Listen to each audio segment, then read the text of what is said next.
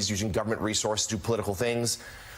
Every government agency website, whether it's Department of Justice or HUD or any of them, all have banners that say something along the lines of like, oh, we can't help you right now because of the Democrat shutdown. And when we asked the White House about it, they send they triggers an out of office reply in their email, and it does the exact same thing, saying we can't talk to you right now because the Democrats shut this thing down. Yeah, I mean, there's no doubt that they want to make Democrats feel some political pain for this, right? I mean, they're obviously and they're not even hiding it. They're obviously targeting Democratic priorities. They're going after Democratic states. These out-of-office replies are like both churlish and very partisan and probably illegal, and they don't really care. The idea here for them is that if you can just make Democrats feel enough pain, ostensibly that those Democrats will cave. And I don't know if that's necessarily the smartest way to go about this, right? If anything, you can make the case that Democrats will probably, double down and say, no, we're not going to give in. And part of the problem here is not just the way that Vogt is acting right now, but it's the way that he's been acting in the months preceding now. There have been government funding deals that this administration has reneged on. They've used rescissions to say, you know what, this agreement that Congress has struck on government funding levels, we don't like it, and so we're going to undo parts of it with a simple majority vote. If you were in a negotiation and you and the other party said, sure, we'll do a deal, but we have the right to go back on it, I mean, what is the incentive to do a negotiation going forward? And then finally, I'll just say, as a strategic matter, and again, I actually think the White House probably is in the upper hands here because I think, as David points out, they can just sort of wait out Democrats. But as a strategic matter, when the economy is not doing particularly well, when the job market is not doing particularly well, I'm not totally convinced that firing thousands of more workers and withholding tens of billions of dollars in federal funding for more projects is the smartest move. If anything, it's going to hurt the economy. It's going to hurt the standing of the president. And you're going to get ownership of the bad things that emanate from a shutdown when you do that. So I know these guys are acting extremely tough, and it probably will work because the numbers are on their side. But they are grabbing ownership of this shutdown the more that they let Russ Vought basically dictate what the consequences are. Well, Sam, I mean, that's interesting. And I think that's probably right. It does seem like the White House and Republicans, they certainly have the power, right, to conduct this however they want. Now, I would argue this looks like a pretty serious overplay of their hand to say, okay, now we're going to fire thousands of workers. And there are some numbers that came out yesterday that suggest a different story. In my old newspaper, the Washington Post, the big franchise is an entity of monolithic proportions, one that has manifested a variety of media. It's understandable to feel as if fate has become too impenetrable. And 30% your characters. Democrats. That's a big difference. Now, that's counterintuitive. That's not the way these shutdowns have worked before. But you can look at the history of government shutdowns, and if you look at it as a set of data points, you could come up with two interpretations. One is that the party that's out of power, that's sort of causing the shutdown, always gets blamed. And the other way you can look at it is that Republicans always get blamed because they're the anti-government party. And when the government shut down, Republicans get the blame because they don't like the government in the first place. Now, again, that's just a hypothesis at this point. But, Allie, did anybody notice that poll? Did anybody notice those numbers? And did it... one thing I have not seen, for example, is a graph in stories, a paragraph in stories saying, Republicans said their private polling says just the opposite. But I haven't seen that paragraph. And I don't know if they have it yet, right? Because it's so early. We're on day 3 of this shutdown. I think both sides are just kind of going off vibes at this point. But I do think that the more polls you see like that, the more that each side is going to have to reconsider what's going on here. And there's still more yet to be seen of what the actual fallout and impact is here. We've done partial government shutdowns in recent years. We have not done a full government shutdown since that 2013 one that David Drucker was talking about. And I think that means that people haven't felt the full pain of a full shutdown in a long time. time, and we don't yet know what the impact is, though early signs show Republican bravado might have a very soft foundation. Coming up, an update from the United Kingdom on the attack outside a synagogue yesterday that left 2 people dead. NBC's Raf Sanchez has the latest from Manchester, England. That's straight ahead on Morning Joe. See this? Your company started in the kitchen. Hello? Now it has 3.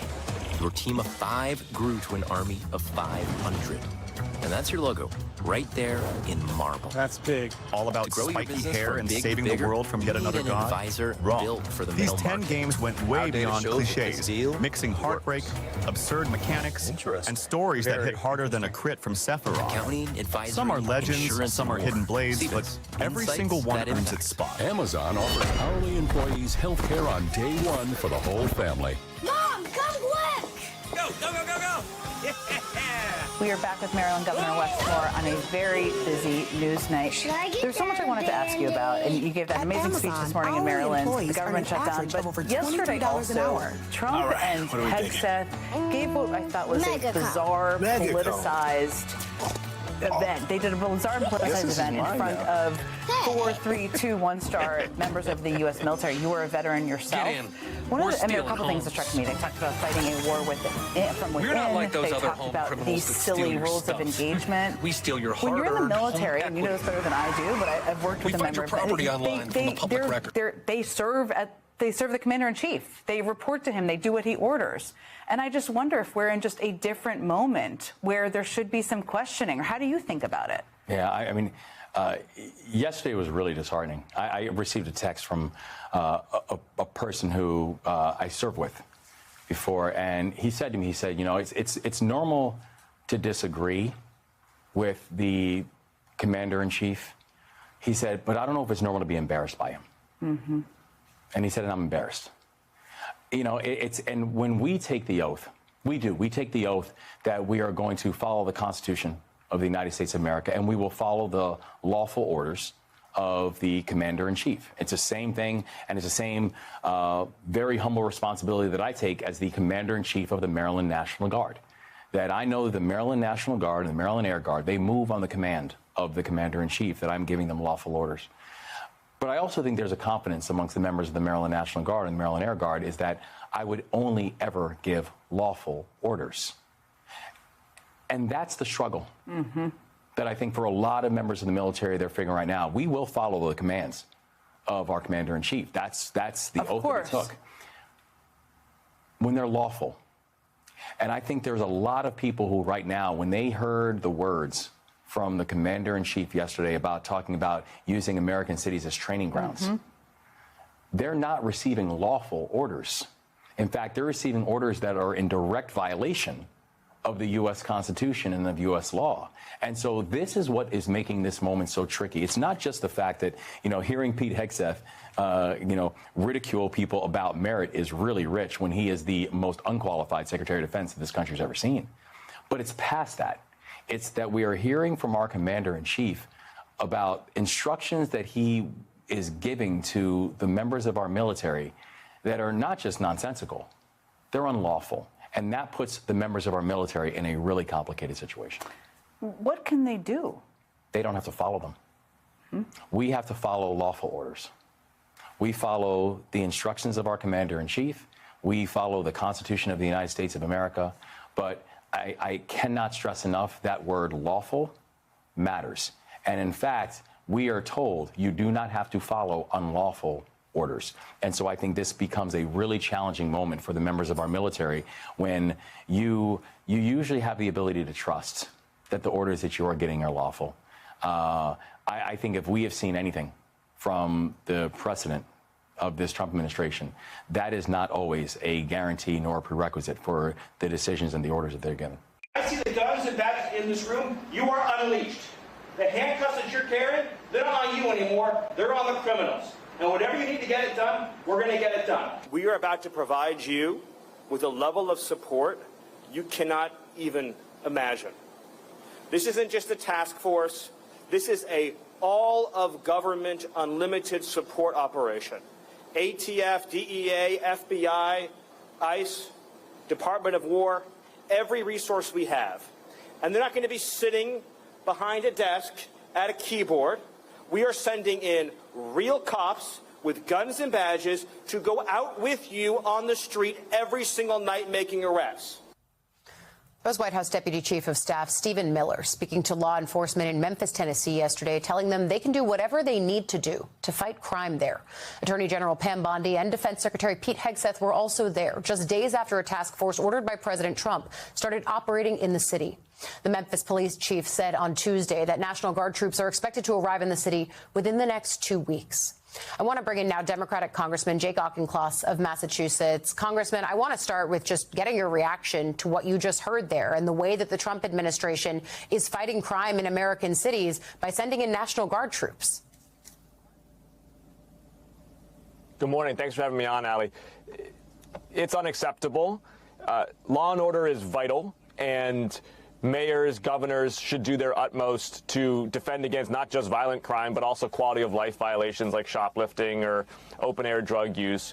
I'm not contesting that. What I am contesting is the use of the United States military for domestic law enforcement, which cuts against a 500-year tradition that actually predates the United States. I represent Greater Boston. We're coming up on our 250th anniversary of the American Revolution. I know that Americans did not want to quarter the King's troops, and they are not going to want to quarter the president's troops. I know the last time that you were on, we were talking about what was happening at that point in Los Angeles. You were pushing for reforms to posse comitatus, which is just basically the way that the federal government is able to send National Guard troops in if the governor or local officials are objecting. Ultimately, when you see the way that the president is not just continuing to do this, but then also saying to top military officials just the other day that American cities are a training ground for the military. You served in the Marines. I mean, what does this say about the body that you were once a part of? United States Marines are trained that we are no better friend and no worse enemy. The challenge is the commander-in-chief thinks that Russia is the friend and Los Angeles is the enemy. All of the speeches that the Secretary of Defense wants to give, all of the chest thumping that Stephen Miller wants to do, doesn't matter if the commander-in-chief is literally rolling out a red carpet for Vladimir Putin right before the Russian autocrat turns around and invades NATO's airspace, and simultaneously deploying Marines to Los Angeles in a violation of posse comitatus. Until Donald Trump actually respects the law and understands law and order, none of the chest thumping matters. One of the things I enjoy talking to governors is that you just call things out, because you've been in a position, as other governors had, to kind of oversee things and make decisions. I wanted to play something for you that Governor J.B. Pritzker said today. He talked a little bit about sending troops into cities, something that he's grappling with, as you have with the city of Chicago. Let's play that when we talk about it. Troops into cities thinking that that's some sort of proving ground for war, or that indeed there's some sort of internal war going on in the United States is just, frankly, inane. And I'm concerned for his health. There is something genuinely wrong with this man, and the 25th Amendment ought to be invoked. Do you agree with him? I love JV. And listen, one thing that I do know is there's this chicken hawk behavior. There is this fascination and obsession with the United States military. And maybe it's because he's never served himself. Mm-hmm. Maybe because he's never worn the uniform. Trump, yeah, sorry.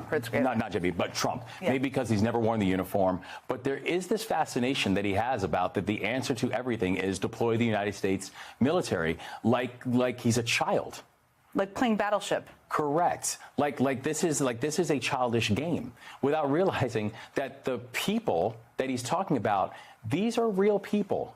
These are citizen soldiers. These are people who have raised their hand to put on the uniform. These are people who are willing to leave their families and give their life if necessary. People who took the same oath that I took. People who, and as someone who has worn the uniform, who has said goodbye to my family, and who has said goodbye to my family without the assurance that I would ever be able to reunite with them again, but I love this country enough and that I was willing to do it. Those are the men and women that we're talking about. And so when the President of the United States is so willy-nilly willing to talk about, I'll deploy them here and deploy them there, as if this is a Wall Street trade, It is deeply disrespectful to the members of our military, deeply disrespectful to their families, and frankly, very much beneath the office that he holds. Before I let you go, you're not ready to invoke the 25th Amendment. That's okay. But do you think, just back to the shutdown very quickly, do you think Trump knows how to end this shutdown? No, because I think this is not some type of deviation. It's a continuation. Donald Trump has been shutting down the federal government in Maryland since he's been in office. Donald Trump has now fired over 15,000 federal workers in the state of Maryland. Donald Trump has denied grants and research dollars to our research institutions. Donald Trump has started put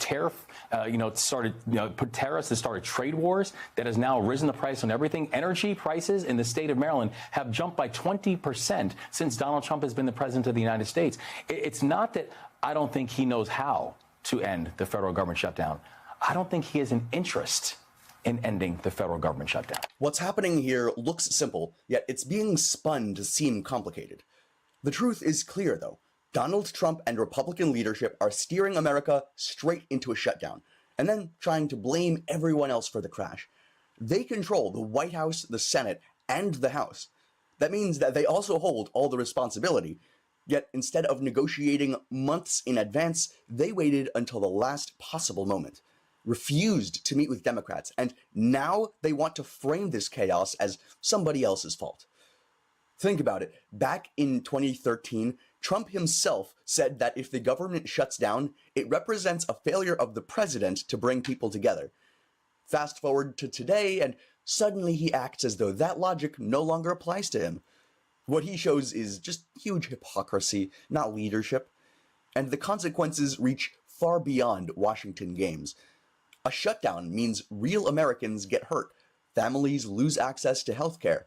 Veterans face delays in service. What more are you hearing about this? I think this is causing a little bit of a debate about the legality of blowing up these boats. There is, and members of Congress were finally briefed on this week, and we're told claiming they the DOD's arguments to justify this were met with some skepticism. This seems like an overreach, perhaps an overly expansive definition of what the president can do here. Now, the White House, as always, points to Article 2 power, saying the president has the ability to wage war, without congressional approval in a limited means for self-defense.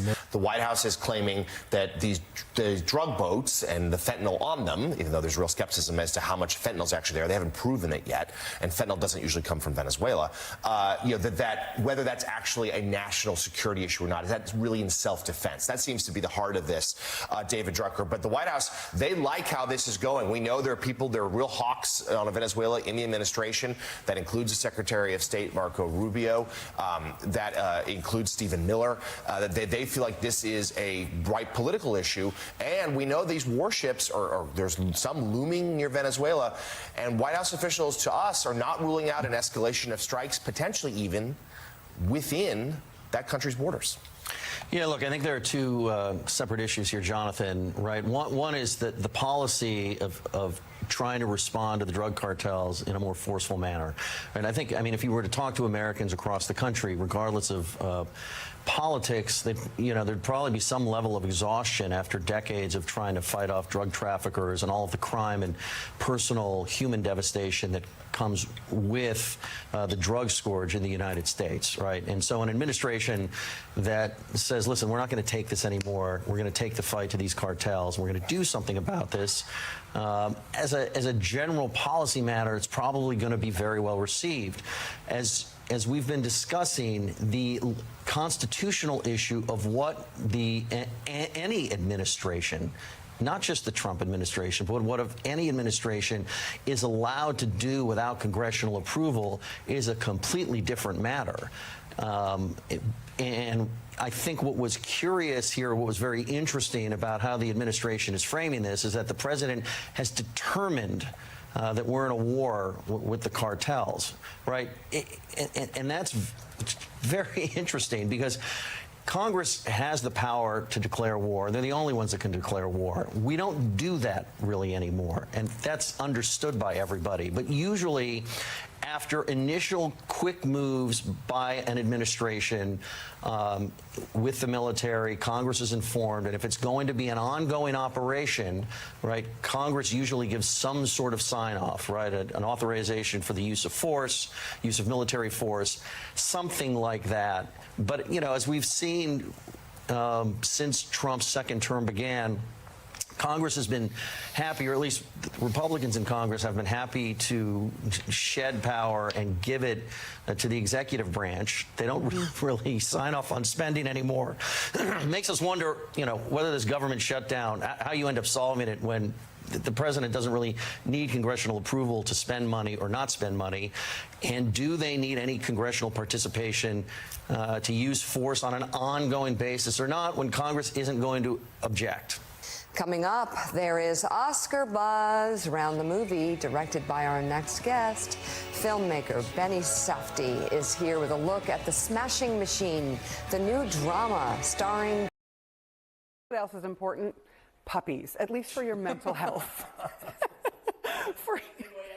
I mean, look at that fuzzy face. Oh, first responders are trained to help others in their darkest moments. But when also posted late last night, all eyes are on Russ' vote today. No pressure. Is you going to go golfing this weekend on the taxpayer dime while there's a government shutdown? We know you're going to continue to bail out Argentina and give them $20 billion while you have this government shutdown. We know you're going to continue construction of the 90,000 square foot ballroom while there's this government shutdown. Like, you all seem giddy. Like, you all literally seem like giddy about this government shutdown so that you can, I guess what, you believe this is an opportunity to further your fascist agenda? That's the term you used, opportunity. Who looks at a shutdown as an opportunity to inflict pain? But that's what Donald Trump said yesterday morning.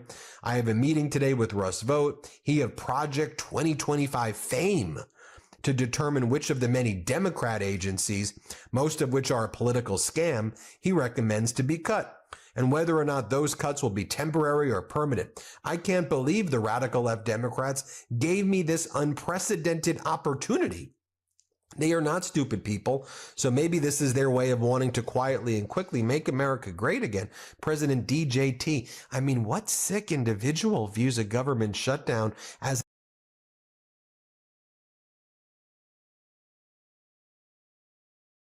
an unprecedented opportunity and as a positive way to inflict pain on Americans? You're supposed to be the president of all of the United States of America. I mean, again, I don't care what political party you're from. I mean, this is just sad and demented behavior. Donald Trump also posted late last night, all eyes are on Russ Vought today. No pressure, like laugh emoji, like sweating laugh emoji. Like, they're acting like this is fun. Like, they're acting like they enjoy this, because they do. Like, they're sick people who actually enjoy the suffering of others. There's going to be, what, tens of millions of people who are going to be forced off of their health care if a compromise is not reached right now, if a solution is not reached. We know that the Affordable Care Act subsidies are going to expire. We've been going over the data here a lot on the Midas Touch Network. For example, Democratic Senator Raphael Warnock posted how one of his constituents making $65,000 a year, who's paying $300 a month or so in their monthly premiums, that's going to go up to about $900 a month in monthly premiums. I showed another study which shows that a couple 55 years old making $85,000, paying $8,000 annually for their healthcare premiums, would now be paying $24,000 for their premiums if the ACA subsidies are not extended. So this is real serious stuff right here. Donald Trump gave this pre-taped interview. It's not clear if this was taped days ago, but he gave this interview on OAN. He looks horrible. Like, he looks sickly and horrible. And I mean, the paint on his face just looks worse than ever. And what Donald Trump says in this interview yesterday with OAN, you probably didn't see it anywhere else, so I'll just highlight it here, is he says, people are doing better. People are doing better than they ever have right now. We have no inflation. Everything is great. We're the hottest country in the world. People have never been better. Are you talking about yourself? I understand it's a golden age for you and your family. You all have made billions of dollars. Yes, there's gold all over the White House that you brag about. The American people are suffering right now. Americans are living paycheck to paycheck. They're unable to afford their rent, highest credit delinquencies in recent history, worst housing market since 1995, worst job market since the Great Recession. Oh, and by the way, the Trump regime is using the shutdown as a way not to post Bureau of Labor Statistics data like job numbers, inflation reports. They just shut it down. You could easily report it. We should know what the job numbers are because we know the answer is devastating. We saw the ADP private payroll numbers for September, negative 32,000 with a 57,000 downward revision in August. So negative 3,000 jobs were created in August. Now, let's think about this. The only area of job growth was healthcare and education. The areas that Trump is most focused on destroying right now as well. That's the only area where there was job growth. Construction, manufacturing, agriculture, destroyed. Like construction, manufacturing recession right now. It may be worse. So the only area of growth, they're trying to destroy healthcare and education because everything they do is moronic. Anyway, here was Donald Trump on OAN saying things are as great as they can be, never been better. Here, play this clip. 7 different wars I ended, and it's soon going to be 8. And when you think of it, nobody's done anything like that. Then on top of that, we get you the largest tax cuts in history. People are doing better than they've ever done right now. We have no inflation. I inherited a mess, and now we have a country. I'll tell you, I was with the king of Saudi Arabia. He said, a year ago, you were in a dead country, and now you have we're the hottest country in the world right now. And here's Donald Trump saying that, you know, maybe he's going to get this is part of the Ponzi scheme. He goes, maybe we'll give Americans $1,000 or $2,000 in dividends because we're making so much money on the tariffs, he says. Here, play this clip. We're not highly levered anymore. Now, with that being said, we'll pay back debt, but we also might make a distribution to the people, almost like a dividend to the people of America. How much are you thinking for that, sir? Well, we're thinking maybe $1,000 to $2,000. Be great. I'm not sure if you saw the exclusive interview I did with Democratic Congressmember Robert Garcia, ranking member of the House Oversight Committee, meaning the highest Democrat there. He says, and I asked him, I said, well, if Donald Trump claims he brought in $17 trillion in tariffs, where's that money? Because it certainly isn't in the Treasury Department. And certainly we don't know where it is. So he either stole it or he's lying. It's most likely he's lying. The reality is assuming we brought in, around $100 billion in tariff revenue, just assume that by bringing it in, meaning taxing ourselves, to be very clear what we're talking about, taxing American companies who pass it on to consumers. Donald Trump's bailout of farmers is expected to cost about $50 billion. They say they're going to do an immediate emergency package because our farmers, Farmageddon it's called, they're all about to go bankrupt. Soybean farmers, corn farmers, all our farmers, but soybean farmers particularly. But many believe that bailout's going to need to be about $50 billion. So that would take up most of the tariff revenue, which is taxing of our own Americans, basically, is what the tariffs are, as you know. It's a tax on Americans. Then you would have another, $50 billion. If you were to give 1,000 to 2,000 dividends, that would be another $50 billion. So let's say you do that. So that would be everything. But then you're bailing out Argentina as well, while Argentina then undercuts our soybean farmers and they sell their soybeans to China to screw our farmers. So then we have to bail out our farmers. Make it make sense. You won't be able to make it make sense. As Carl Quintanilla writes, so tariffs will pay for rebates, tax cuts, the deficit, farm bailouts, Argentina bailouts, everything. Because Trump's just such a fraud. So I played that clip of the rebates you saw right there. Next, I want to show you right here the CBS poll, where it shows the number of Americans saying the economy is getting worse has ticked up again as prices continue to weigh on perceptions. So as of now, 59% of people who took this poll say the economy is getting worse than it was under former President Biden, and worse on a month-to-month basis. 54% in July, 56% said it was getting worse in September. Now 59%, I think we'll see that number continue to rise as well. And then it's just so fascinating seeing Donald Trump's other phony deals in action when the Ponzi scheme gets exposed, when the fraud gets exposed. I told you all these deals are fraud, didn't I? So this was reported in the Wall Street Journal. I'm going to let you in on a little secret. My husband found this new 87 cents generic Viagra at Friday Plans, and at first, I was worried. How could something so cheap be real? But we were tired. Delays to Trump's UAE chips deal frustrate NVIDIA's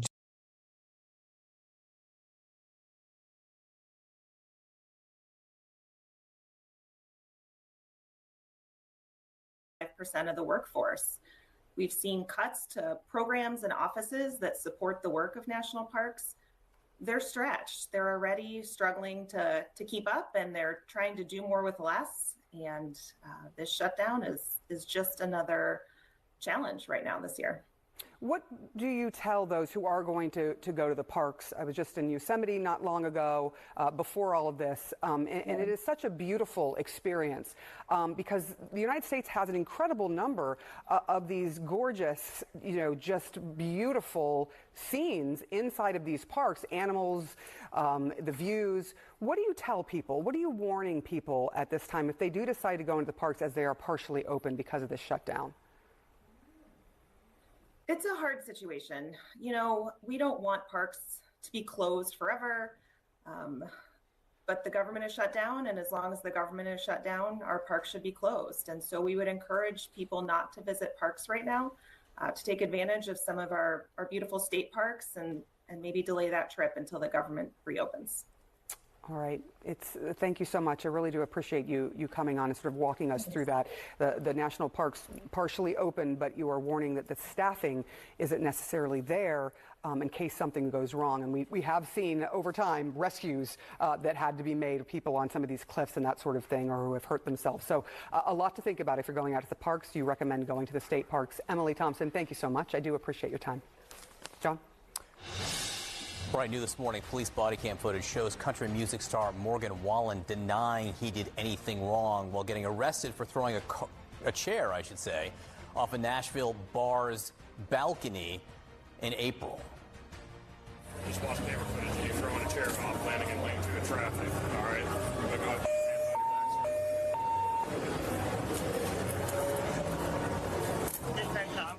This was April last year, and while police question Wallen, he calls country artist Eric Church, who owns the bar.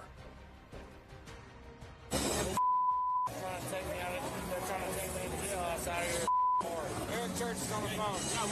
Hi, Eric. Talk to him. Law enforcement, we have to enforce the laws. Got to treat it like we would with anybody else. Footage then shows the country star in the back of a police vehicle where it appears to hear one of his own songs playing on the car radio. Oh, this is me and Thomas Rhett. Turn it up. That's me and TR. Wallen pleaded guilty to 2 misdemeanor counts of reckless endangerment last December. This morning, Philadelphia police are looking for the driver who crashed into a family's home and then apparently fled. Police say the driver was speeding through an intersection, hit another car, then went airborne into the house. It left a huge hole in the wall there. No one inside was hurt. The driver of the other car is now at the hospital in critical condition. Sarah?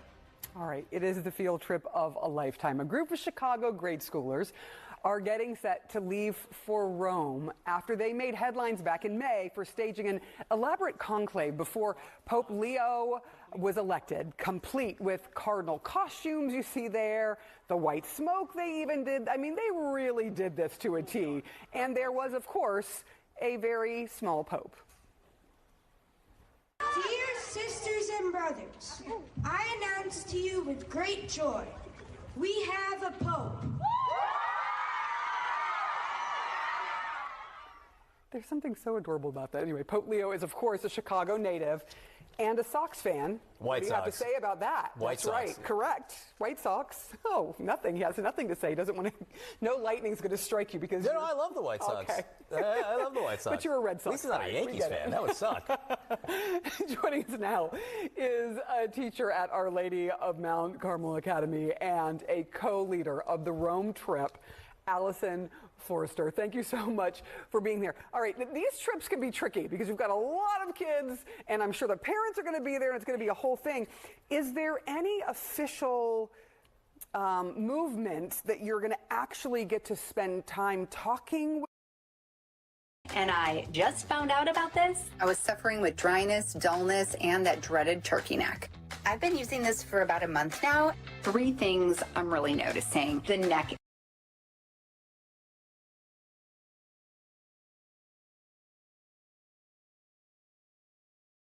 CEO. The multi-billion-dollar deal was announced in May, but the Commerce Secretary has since pushed the UAE for certain U.S. investments first. The UAE promised to invest in the U.S. in exchange for up to several 100,000 NVIDIA chips a year, but the investment hasn't materialized after months of talks, baffling some administration officials who don't know the reason for the delay. I don't know. They didn't delay giving Trump's family $2 billion for World Liberty Financial. They seemed to write that check pretty quickly and help out Donald Trump's personal financial interests. So they helped out his personal financial interests, took our chips and our technology, and they're not actually paying? Huh? That's a shocker. Wow, another country taking advantage of us because of Donald Trump. Like, you know, when Donald Trump says, oh, they all took advantage of us, they all robbed us. No, they didn't before.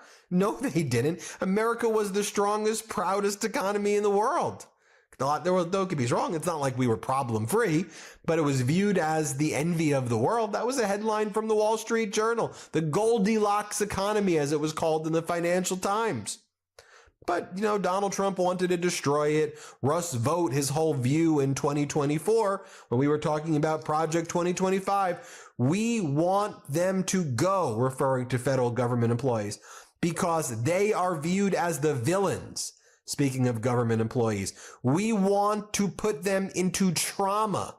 We want to put them into trauma. They say, well, you put them into trauma. You put the country into trauma.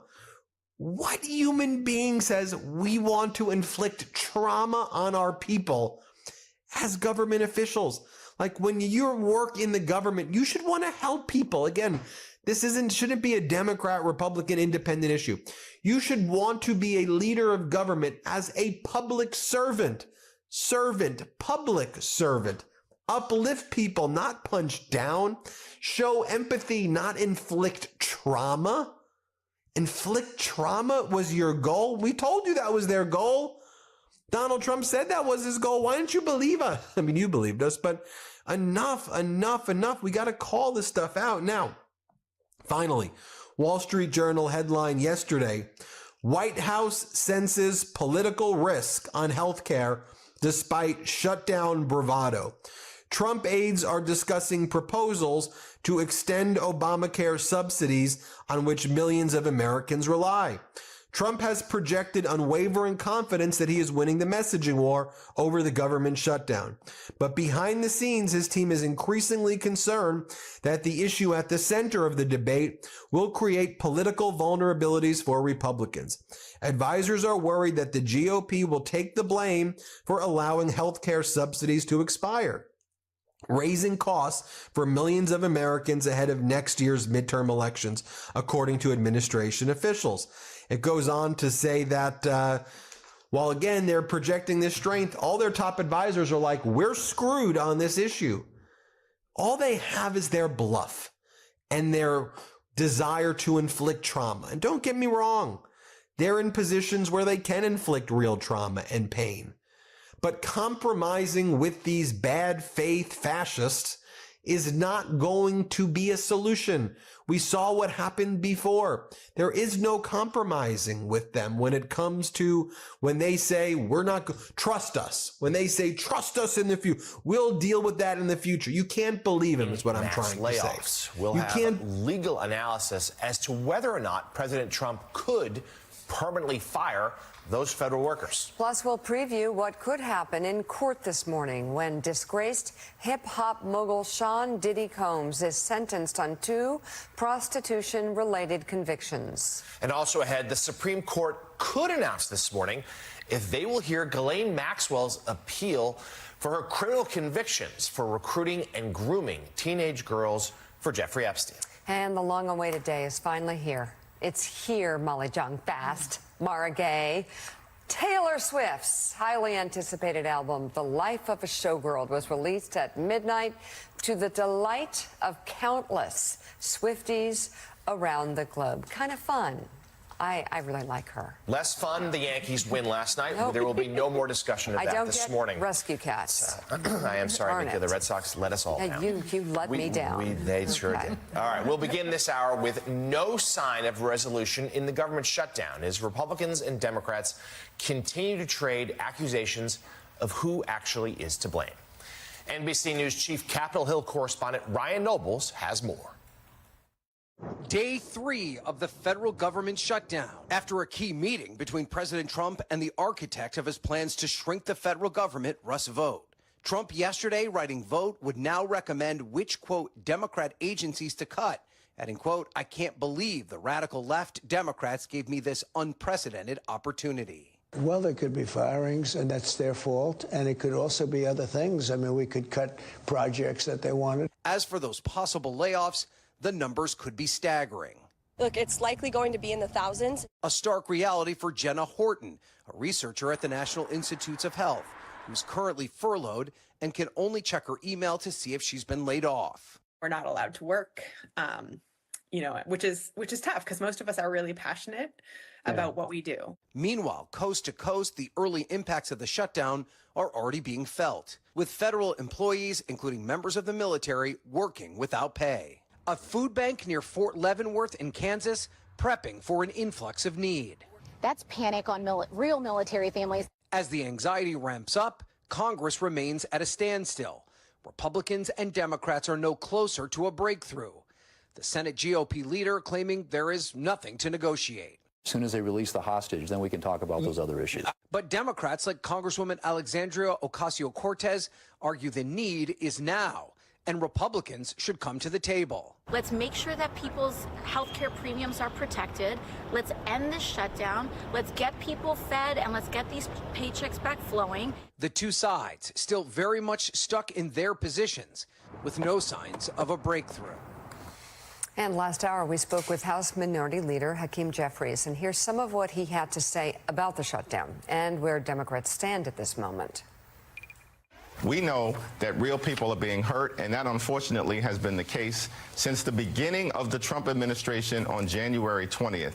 It was Speaker Johnson, Republicans in the House and the Senate, along with Donald Trump and the administration, who passed this one big ugly bill that set in motion the health care crisis that the American people are dealing with right now. Largest cut to Medicaid in American history. They ripped food from the mouths of hungry children, seniors, and veterans, and all of that was done so that they could provide massive tax breaks to their billionaire donors. Now, they don't want to extend the Affordable Care Act tax credits for everyday Americans, and that's shameful. We're ready, willing, and able to sit down with anyone, anytime, at any place in order to have a conversation about reopening the government, enacting a spending agreement that meets the needs of the American people in terms of their quality of life and addresses the Republican health care crisis. And we've maintained that position for weeks. Republicans, unfortunately, have shown no interest in doing anything responsible to address the health care crisis that they've created because they want to continue to wreak havoc on the American people. Our position is cancel the cuts, lower the costs, save health care. And that has to be done at this moment in time in the context of this unprecedented Republican assault on the health care of the American people. House and Senate Democrats are united, and House Democrats within our own caucus are definitively united as it relates to standing up for the health care of the American people and fighting to address this health care crisis that Republicans have addressed or created as part of this broader challenge where the cost of living environment in the United States of America it's out of control. And Donald Trump, despite all of his promises, is making it worse. The Trump tariffs are making things worse, thousands of dollars in additional expenses. So this is the right substantive fight on behalf of the American people for us to have, and that's what unites Democrats in the House and in the Senate. My question, though, is are the American people as clued in on what the fight is about? With us, we have opinion writer at the New York Times, Mara Gay, special correspondent at Vanity Fair and host of the Fast Politics podcast, Molly John Fast, and staff writer at The Atlantic, McKay Coppins. McKay wrote a piece this year entitled The Visionary of Trump 2.0, in which he takes a look at Russell Vought's potential impact under Trump's second presidency, which I'm thinking we might see quite soon. We'll get to that in just a moment. Mara, I want to start with you, though, on my question. In terms of the American people, busy, hardworking, maybe a little bit tuned out, like exhausted by the news. Are they really clued into what's at stake? How quickly would Americans feel the cuts to health care if Republicans get what they want? Well, one thing to consider here is that despite the bravado that Republicans and the president in general are showing on the government shutdown, and they're trolling Hakeem Jeffries and they're acting quite aggressively, but behind the scenes there's serious concern because 62 out of 75 of the congressional districts across America, where at least 10% of the population is enrolled in the ACA, the Healthcare Act, are actually in red or red-leaning states. So this is something that is a pain point for Republicans, for Donald Trump supporters. And I think that the White House knows that. So this can only go on so far before the American people feel that pain. And then on top of that, you just have the enormous economic uncertainty that this is adding, not necessarily into the markets, but into the economy that Americans actually live and work in. So jobs numbers, still uncertain. We don't have good jobs data. We know that Americans are struggling not only with higher prices, but also with a really tight job market. So it's not going to be long before Americans feel this pain. The question is, will they know who to blame? So let's underscore that point. We were supposed to get jobs data today. It's the first Friday of the month. We won't because the government is shut down. You know, and many had expected that the jobs report might have been pretty weak. The private sector one was earlier. The ADP run was earlier this week. So, Molly, you just heard Leader Jeffries, the full interview about an hour or so ago. What do you think between he and Leader Schumer? Are Democrats making the right arguments? So, look, Donald Trump ran on this idea that he was going to make things cheaper. Right? Remember his weave about bacon? He was going to make things cheaper. So things are not cheaper. And if anything, the Obamacare premiums will go up by huge margins. That is the major argument of this. I think there are some messengers, and goes back to Mika's question, like, can you break through to the American people? There are people in the Democratic Party who break through to the American people, who have millions of followers on social media, who do interviews that really break through. And then there's the leadership. And the leadership, for whatever reason, cannot message the way that a lot of other Democrats in the party can. And so the question is, why can't the leadership use those people to message? And I don't know the answer, but you'll see. I mean, Bernie and AOC did a 2-minute explainer of the shutdown, which got millions of views, and a lot of people in the center or the right were saying it was just a very good explainer. This stuff is not so easy to explain. So the big question is, I wonder why leadership won't use people that connect with American voters and can make this information very clear. And I think it's a real question. McKay, in your piece published back in May, you wrote in part, quote, the opening act of Donald Trump's second term was defined by the theatrical dismantling of much of the federal government by Elon Musk and his group of tech-savvy demolitionists. But that version of the story misses a key character, Russell Vought. Behind all the Doge pyrotechnics, Vought, who serves as director of the Office of Management and Budget, is working methodically to advance a sophisticated ideological project decades in the making. If Musk is moving fast and breaking things, as the Silicon Valley dictum goes, Vought is taking the shattered pieces of the federal government and reassembling them into a radically new constitutional order. Explain that last part if you could. Yeah, this is something that I think people really need to hone in on. I know there's a lot of talk about the politics of the shutdown, and that's important, but Russell Vought is a very sophisticated behind-the-scenes operator who is seizing on this moment to finally cement ideological goals that he has been pushing for a very long time. He has long believed that the federal government, the civil service, is teeming with closet Democrats who sabotage conservative policies, advance left-wing ones. I should say this is actually a common argument that Republicans have been making for a very long time, where Vought diverged from the mainstream of the Republican Party decades ago, was that he believed in the so-called unitary executive theory, which essentially argues that the entire executive branch should be absolutely controlled by the man in the Oval Office, right? He wants to see independent federal agencies either politicized or eliminated. He wants to see the civil service gutted and repopulated with presidential loyalists. And if he can't get exactly what he wants, he can take this moment.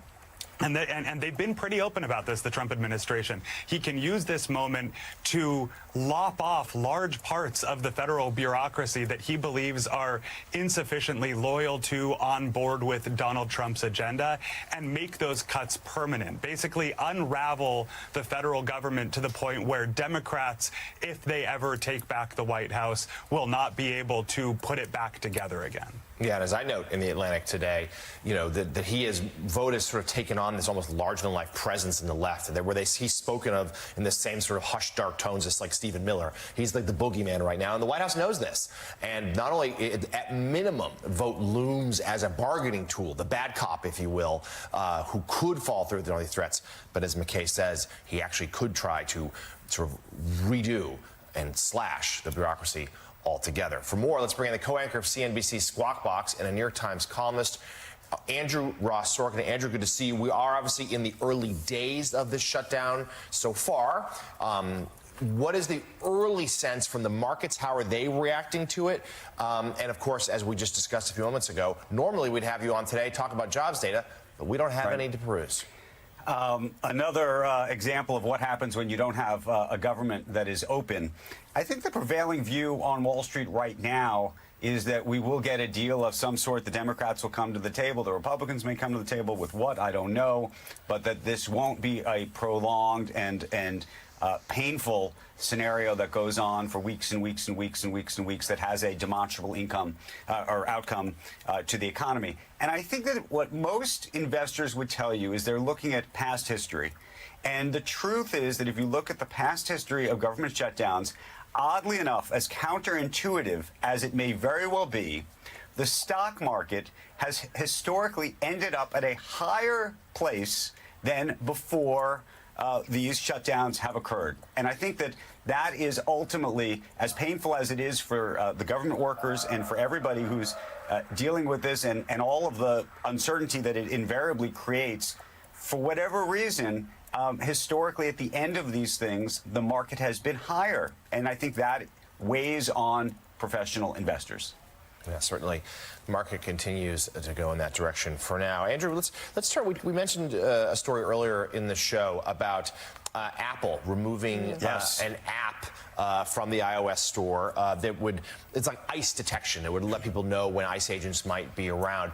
Take us behind the scenes here as to why Apple agreed to do this. Is this another example of, you know, a big tech company kind of just deferring to the White House's wishes, bending the knee? Well, look, there is no question that Pam Bondi was upset and frustrated that these apps existed and put pressure, it sounds like, on Apple to remove them. The question is, what was the purpose of these apps? And the truth is, if you look at the purpose of these apps, it was to be able to identify ICE agents and be able to see them effectively on a map.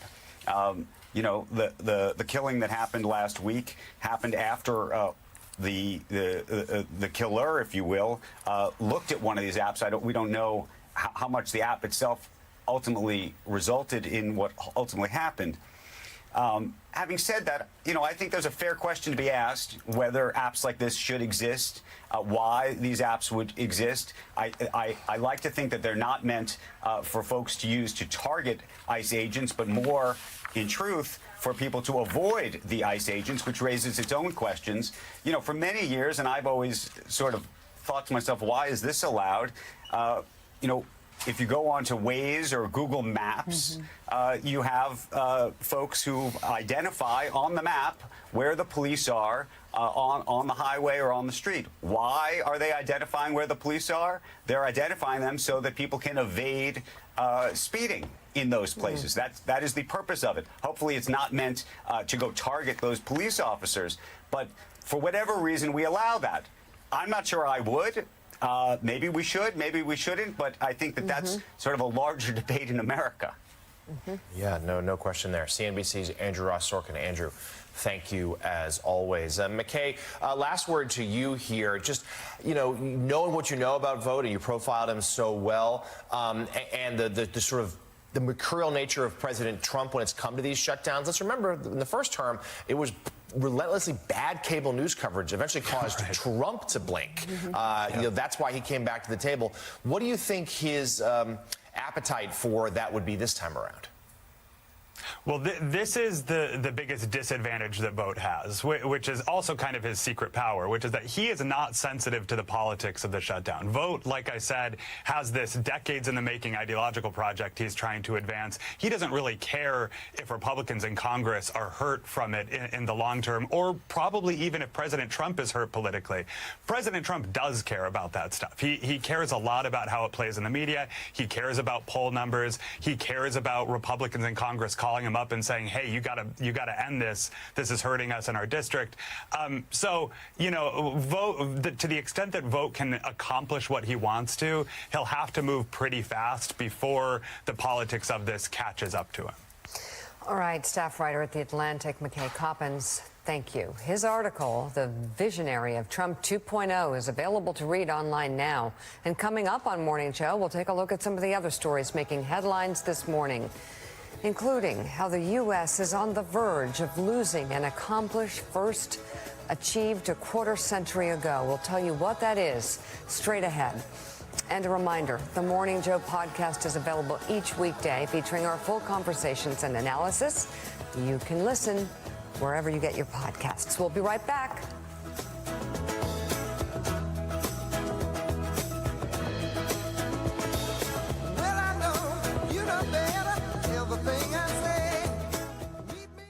Ever worry that you're drinking too much? Take back control with Or Health. Or Health provides access.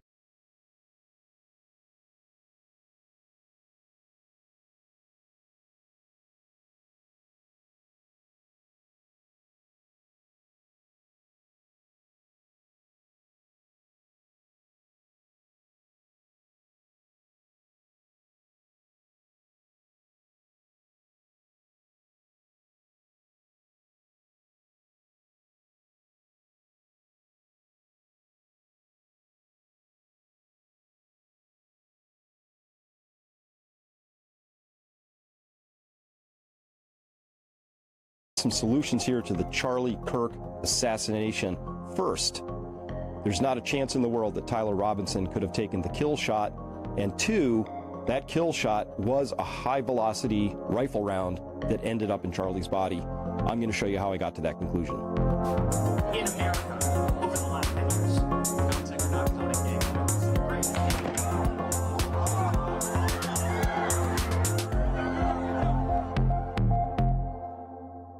Hello, everyone. I am Dr. Chris Martinson of Peak Prosperity, here with a very special report for all of y'all. We're going to be talking about this today. We've got a new video to analyze here, which I think very conclusively solves a lot of questions. I know there's been a lot of speculation about what happened, what didn't happen. Was he wearing body armor? Was he shot from the right? Was he shot with a pistol? Was it an exploding mic? We're going to take care of all of that today. But first, we're going to have to start by setting up the scene so that we can all share a common understanding. Now, all right, this feels almost illegal to know, but our windows were so old and just desperately needed to be replaced. So I called a few contractors, but they all quoted me a hefty $10,000 or more for new. Just to be absolutely clear, if you're not familiar with me, I did a lot of work on the Butler, Pennsylvania assassination attempt and murder of Corey Compatore. I looked at a lot of the sound files there. Here's how I work.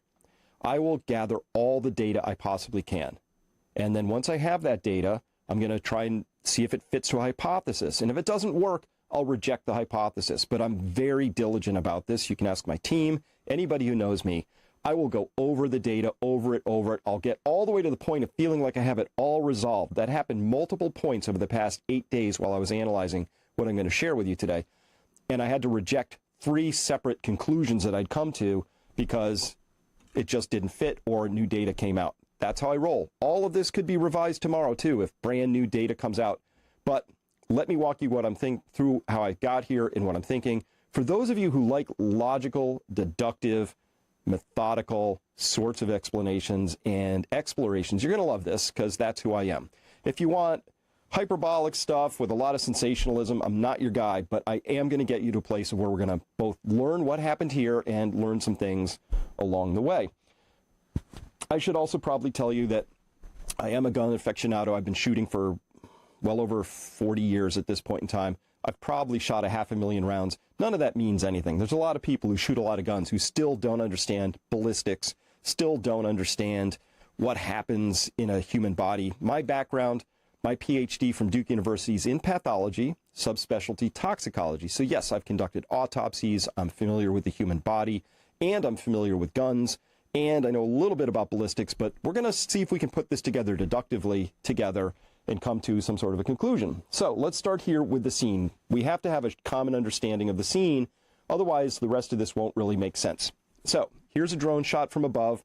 This is after the event. Charlie was shot on September 10th and just day before September 11th. Make of that what you will. And we see here, it's pathetic. That's the crime scene tape, and there's nobody to be seen actually investigating the crime scene because somehow they already knew what the answer was, I guess, and they didn't feel the need to do what you and I would have done, which is crawl around, take pictures from every possible angle, look for any projectiles, any evidence, anything. You never know after the fact what's going to be actually important later on. So you just document. Hello. Bobby Jones here from Minor Such and Valid Media Networks. It's been a very interesting 24 hours here in the United States. Less than 24 hours ago, the Secretary of War, as he's calling himself now, Pete Hegseth, summoned all generals and admirals in the United States military to Quantico, Virginia, where he gave a speech, which many are calling an attempt to reset the warrior ethos. And many also saying that the speech went over like a lead balloon. The tone had a very high school pep rally to it, but there was no music, there was no clapping, there was no yelling. It was pretty dang stoic. And then he was followed by President Trump, who gave a speech for over an hour that really was heavily political in front of a group of people who have been trained their entire adult lives to be apolitical.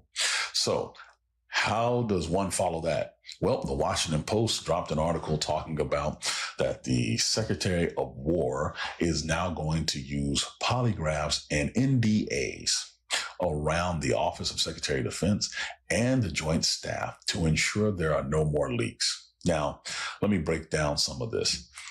Pete Hegseth tried doing this once he got into office as Secretary of Defense all the way back in the spring. I want to say March to be exact. He was running around trying to get people to submit to polygraph tests because he did not know where the leaks were coming from within his own organization.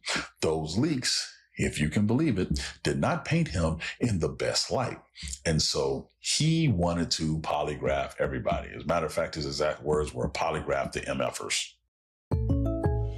When you bundle home and auto, life can be easier. You choose coverage that makes sense for you, at a price that's right for you, and a local State Farm agent who's there for you. Contact State Farm agent Grant Buckner today.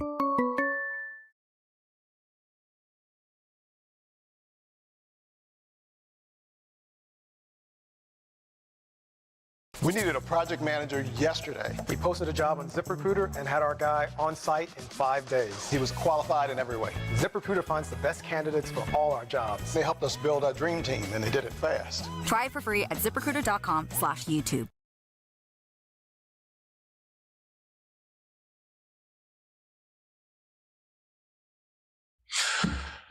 Well, as crazy as that sounds, what's even crazier is it was the White House that told him to stop.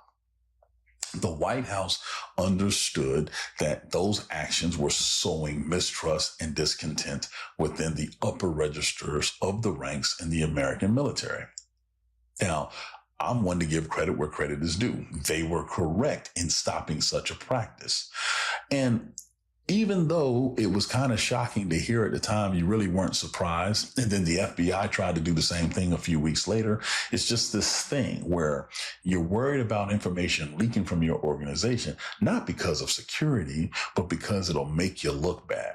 Now, if you've watched any of my videos in the past when it comes to how this administration does business, they mistake appearance for leadership. If you look good, you're a good leader. That's the thought process, which is why this is such a big deal. Now, to give you some perspective, even during World War II and the Pentagon was just complete in the early part of the 1940s, we did not have service members running around having to take polygraph tests usually or signing NDAs at all. The only time polygraphs were really put into play, it was a new technology. Spies were everywhere in DC, everywhere in London, everywhere in Berlin, everywhere in Tokyo. There were spies all over the world. But you did not go around trying to subject people to telling the truth methods. You basically had to vet them thoroughly, background checks. And this is also when the FBI was coming out of its infancy, making sure that the people who were trusted with the nation's secrets were trustworthy. Right? Well, even as we moved into the Vietnam era and you had the Pentagon Papers that were dropped in the early part of the 1970s, you still didn't have anybody running around signing NDAs. Now, to get your security clearance, you do have to subject yourself, depending on the level, to a polygraph test and a thorough background check, etc. It's a one-time thing, and they update it every so often. But at the same time, you don't sit there and create a policy where polygraphs are hanging over someone's head, where NDAs are being forced to be signed, not because the people have something to hide, but because the fact you're saying you don't trust them, or you're saying you may be the source of a leak, that sows discontent. And in our business, in the United States military business, you have to have trust, which is why the White House stopped it. But here's the thing. This is part of a larger plan by a guy who came up after he got done with the military in media. For those who don't know or may have forgotten, Pete Hegseth was at Fox News for a long time, first as a contributor, and then he migrated to be one of the primary weekend anchors on Fox and Friends. So he had to rely on journalists, even though he was not a classically trained journalist, and journalists have to rely on sources and methods to get their information. He's acutely aware, though, that the image of any organization is crafted in the media. And so let's be honest, what has his image look like outside of the Fox News sphere? It's an image of incompetence. It's an image of overwhelmed. It's an image of, to be honest, not qualified. Now, that is not the media's fault. Those are factually accurate statements. That's not even talking about his own conflicted personal history. But even Hegseth understands the power of the media and what it projects. So before we got to this, where he's going after service members, here in the last 2 weeks, he has released a policy saying that journalists that cover the Pentagon are now subjected to NDAs, and any story that they write has to be vetted by the Pentagon's public relations arm. And for those who don't know, NDAs are non-disclosure agreements saying, I signed this, I cannot speak about these subjects. It is the exact opposite of what you want journalists to do, because journalists, which, by the way, are protected by the First Amendment of the United States Constitution, are supposed to put out information that is unbiased, that the public needs to be aware of. Well, the definition of what they should be made aware of has a different take with this current administration, and that's the problem. You see, the problem with the memos that have been reviewed by the Washington Post, mind you, is subjecting 5,000 people to polygraphs randomly, unexpectedly, without warning, and to be honest, without any legal representation with them. Now, I can hear the voices now. If you got nothing to hide, you shouldn't be worried. That is not the point. The point is they can grab someone who's completely in and go investigate. That's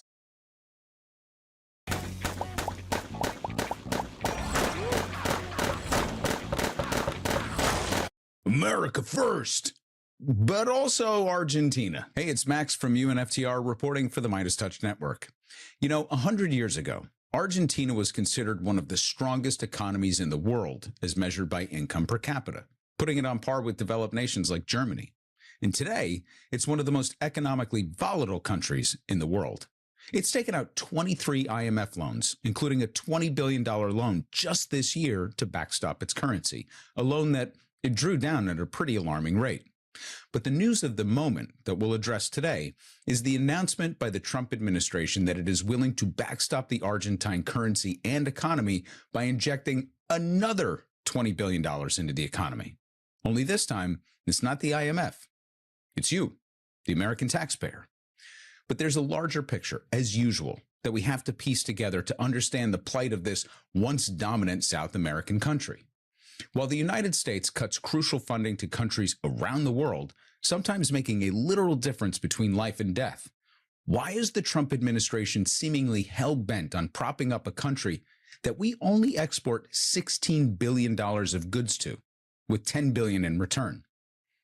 Put simply, our business with Argentina represents 0.5% of all U.S. exports. So why the special treatment just for Javier Milei? It's a little more complicated than you might think. So let's talk about it. All right, so I'm going to get the easy explanation out of the way in the beginning, and then we're going to go on a pretty deep dive because this actually gets a little complicated. So if you're interested in really getting into the weeds, stick around for the whole thing.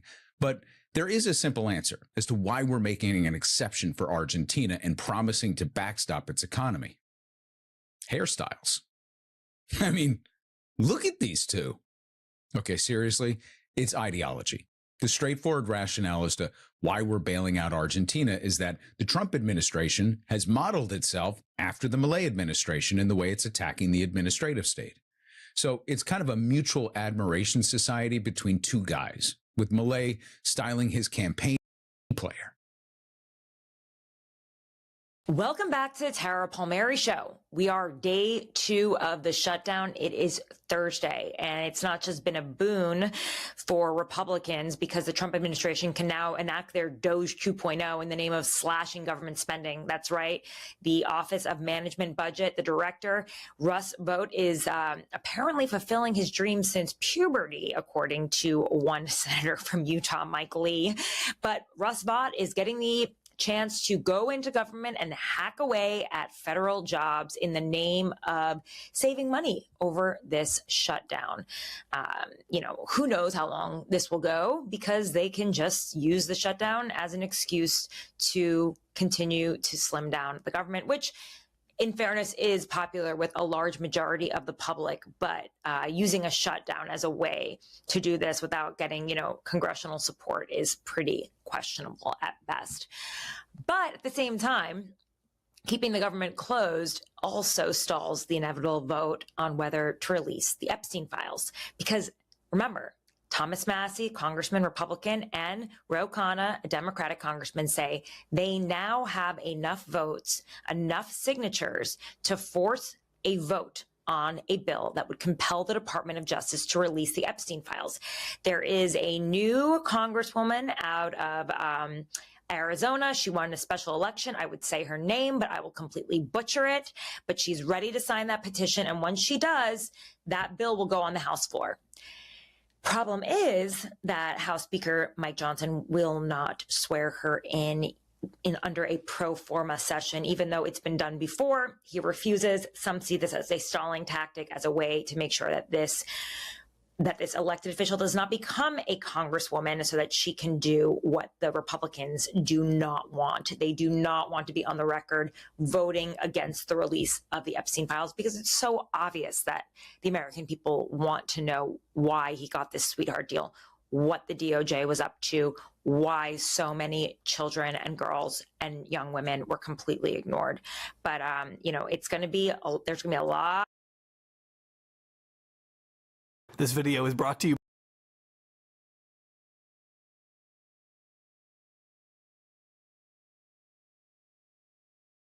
And he had to close his shop. When we asked him about it, he became very emotional about losing the sense of community that he had right here at his coffee shop. Take a listen. It was family. And the people we got to know, and so many have come and gone, so many have lived and died, that it's provided life experience for me that I would have never had without Jesse Jean's Cafe. Oh, so you miss it? Oh, every day. And John, you probably heard the emotion in Larry's voice, and he said that pain is the price of human connection. And he said that human connection is what's missing in Washington right now. That human connection is what he says can cross the divides and can unite America. And he said he hopes that people in Washington watch this story so that they can find that human connection and hopefully do the best for what is for everybody in America, not just for people in Washington, D.C. Back to you. Wow. MSNBC's Rosa Flores, thank you for bringing that story to us. We really appreciate it. And Mika, that face, that emotional face, it's so often overlooked when we talk about the politics of the shutdown. And of course, politics are part of it, but we shouldn't lose sight of the fact about how this is impacting regular people across the country who didn't sign up for this. I'm so glad Rosa brought us that interview. Joining us now, former state attorney for Palm Beach County, Florida, Dave Ehrenberg. And Dave, I'm curious about the threat of the mass firings during the government shutdown. We know that this administration and the president, when he says something, it's probably worth believing him. You look at retribution or deportations, he has followed through on what he campaigned on and what he said would do, and he's now talking about this. What is the legality of firing people during a shutdown? Is there kind of an opening for the administration that it doesn't have during normal times that allows them to do this without as much legal consequence? Mika, from a legal standpoint, President Trump should not be able to use the shutdown as cover to permanently fire federal employees. A shutdown is a temporary furlough due to a temporary lapse in congressional appropriations. It's not a for-cause termination. Federal employees have civil service protections and due process rights that just don't vanish when Congress fails to pass a budget. There's also something called the Anti-Deficiency Act, which prevents the federal government from spending money not appropriated by Congress. That would extend to barring the severance payments that are part of any such termination during a shutdown. And even though the president is talking about saving money, and that's the whole thing with the OMB director, this really is about using federal employees as human shields in Trump's battle with Democrats. It also advances his goal of dismantling the federal workplace, the workforce. You know, OMB Director Russell Vogt, this has been his dream since puberty, according to Senator Mike Lee, to do something like this. He's the architect of Project 2025, that thing that President Trump disavowed, said he didn't know about during the campaign. Ultimately, I do think the courts will rule for the workers, but the wild card is the Supreme Court. They've got a 6-3 conservative majority, and they've shown broad deference to executive power. So this thing may wind its way all the way up to the high court. Dave, could you talk about, I mean, there's so much suffering here that this shutdown is causing, and this may be a small piece of it, but it's hard not to get excised about federal employees whose personal email signatures are being weaponized and used, to send a Republican message in the midst of this shutdown. Could you talk a little bit about the legality of that? What are we to make of that? You know, when high-level government officials are using press briefings or government websites or government social media accounts to blame Democrats or the radical left, it does run right up to the Hatch Act, which prohibits engaging in political activity while you're in official capacity. The White House, though, will argue that assigning political responsibility is not the same as campaigning, and they aren't advocating for particular candidates in an election, at least not yet. Their message through all this probably does not violate the letter of the law when it comes to the Hatch Act, even if it seems to violate the spirit of the law.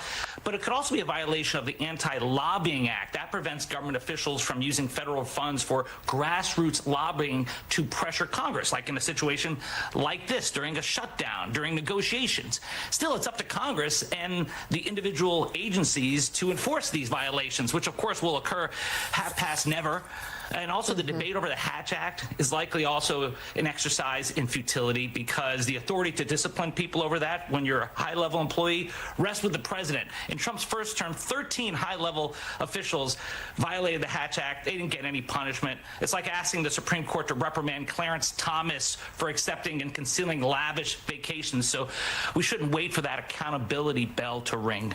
Dave Ehrenberg, a very good reminder there about the Hatch Act in Trump's first term. While we have you on an entirely different subject, we're just minutes away, we believe, from proceedings in a Manhattan courtroom about a sentencing for Sean Combs, Diddy Combs. Live look there at the courthouse. What are your expectations today, Dave? I think the judge is going to give Diddy more than the defense wants, which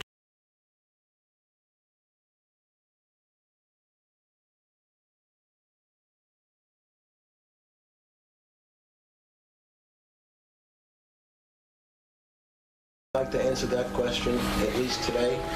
I'm going to have to assert my 5th, 6th, and 14th Amendment rights, sir. I urged Epstein, I said, you should release these pictures. And I remember Epstein said, I may be a pervert, but I'm not crazy. And then he said, Trump is a man without any scruples. Chill went up my back then.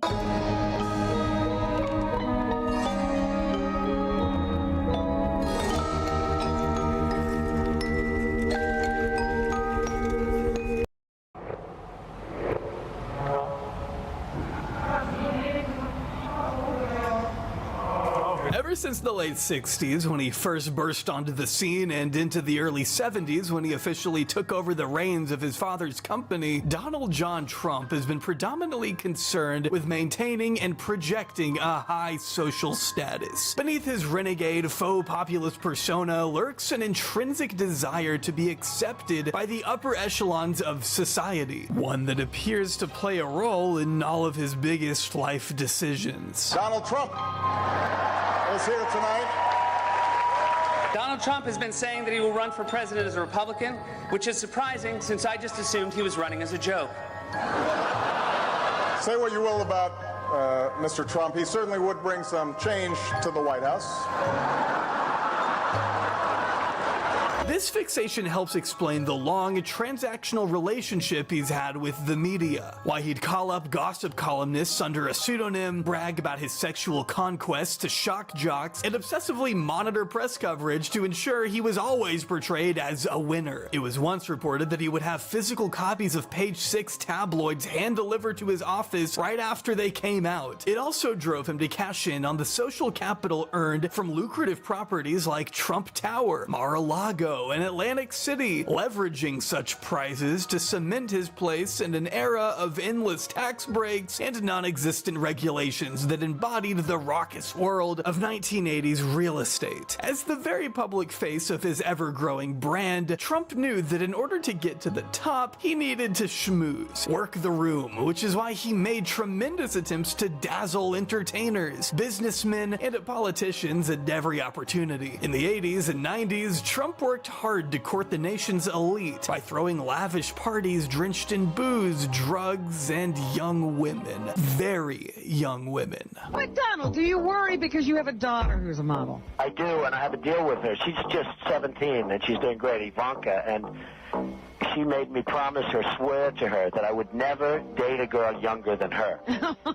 So, as she grows, Howard, as she grows older, the field is getting very limited severely. In 2016, several alleged Trump party guests reported what they saw to journalist Michael Gross. Author of the 1995 book Model, The Ugly Business of Beautiful Women, Gross is certainly someone who understands the dark underbelly of the modeling industry, or its legalized flesh peddling, as he calls it. As written in the Daily Beast, Gross heard from several sources that described Trump's presence and behavior at events where illegal drugs and young women were passed around and used. As Gross had reported previously, Trump's parties were spaces where young women were free to meet and mingle with older men. One anonymous photographer who attended these events confirmed Gross's reporting, stating the idea was that you'll meet rich guys who will help you. It was networking, but on a weird, bizarre scale. As he claimed, some of the girls in attendance were as young as 15 years old. Teenagers who were over their heads. They had no idea, and they ended up in situations, he told Gross. There were always dramas because the men threw money and drugs at them to keep them enticed. It's based on power and dominating girls who can't push back and can be discarded. There's always someone to pick them back up. Nobody wants to call home and say, help me. According to this source, as older men huffed cocaine and had sex with younger women, Trump would lurk from room to room, telling Gross he'd wander off with a couple girls. I saw him. He was getting laid like crazy. Trump was at the heart of it. He loved the attention, and in private, he was a total fucking beast. I was there to party myself, he added. It was guys with younger girls, sex, a lot of cocaine, top shelf liquor, though apparently smoking cigarettes was where Trump drew the line. This photographer wasn't the only party goer to comment on a culture of rampant drugs and sex. A male model by the name of Andy Lachesi was happy to speak with Gross on the record. Andy concurred that there was cocaine around, but pushed back on the notion that Trump partook in any drug use himself. He's in control of himself, he stated plainly, but when the conversation shifted over to girls, Andy became a little less candid, prefacing with, I like Donald, I respect the guy, I don't want to get him in trouble, before saying we should focus on Epstein and Clinton's relationship. Andy clarified that he wasn't comparing Trump's parties to Epstein's debauchery, but his answers did get a little strange from there. When asked if Trump had sex with any of his party guests, Andy told Gross vaguely he's a man with a woman. When asked how old the girls in attendance were, Andy stated bluntly that a lot of girls, 14, look 24. That's as juicy as I can get. I never asked how old they were, I just partook. Even though, by his own admission, he was the one bringing some of these girls to the parties, I did partake in activities that would be controversial too, he stated cryptically. I had so much fun, he told Gross. My body's paying for it now. I don't want to even know what that's supposed to mean. Gross also recalls a similar statement made to him over 2 decades prior, when he interviewed Donald Trump. Fondly recalling his days as a rich bachelor in Manhattan, Trump reminisced on consequence-free sex as his second business. If I hadn't gotten married, he told the reporter, who knows what would have happened? You had drugs, women, and booze all over the fucking place. Looking back on his days at Le Club, an exclusive members-only nightclub in the heart of New York City, Trump explained, it was fucking wild. The most beautiful women I've ever seen in my life were at Le Club. I had seen some incredible women going into Le Club with rich guys, and I said, boy, that's a cool life. Donald Trump desperately wanted that life, and as one of New York City's most infamous self-styled playboys, it was only natural for him to eventually fall into the dark orbit of John Casablancas.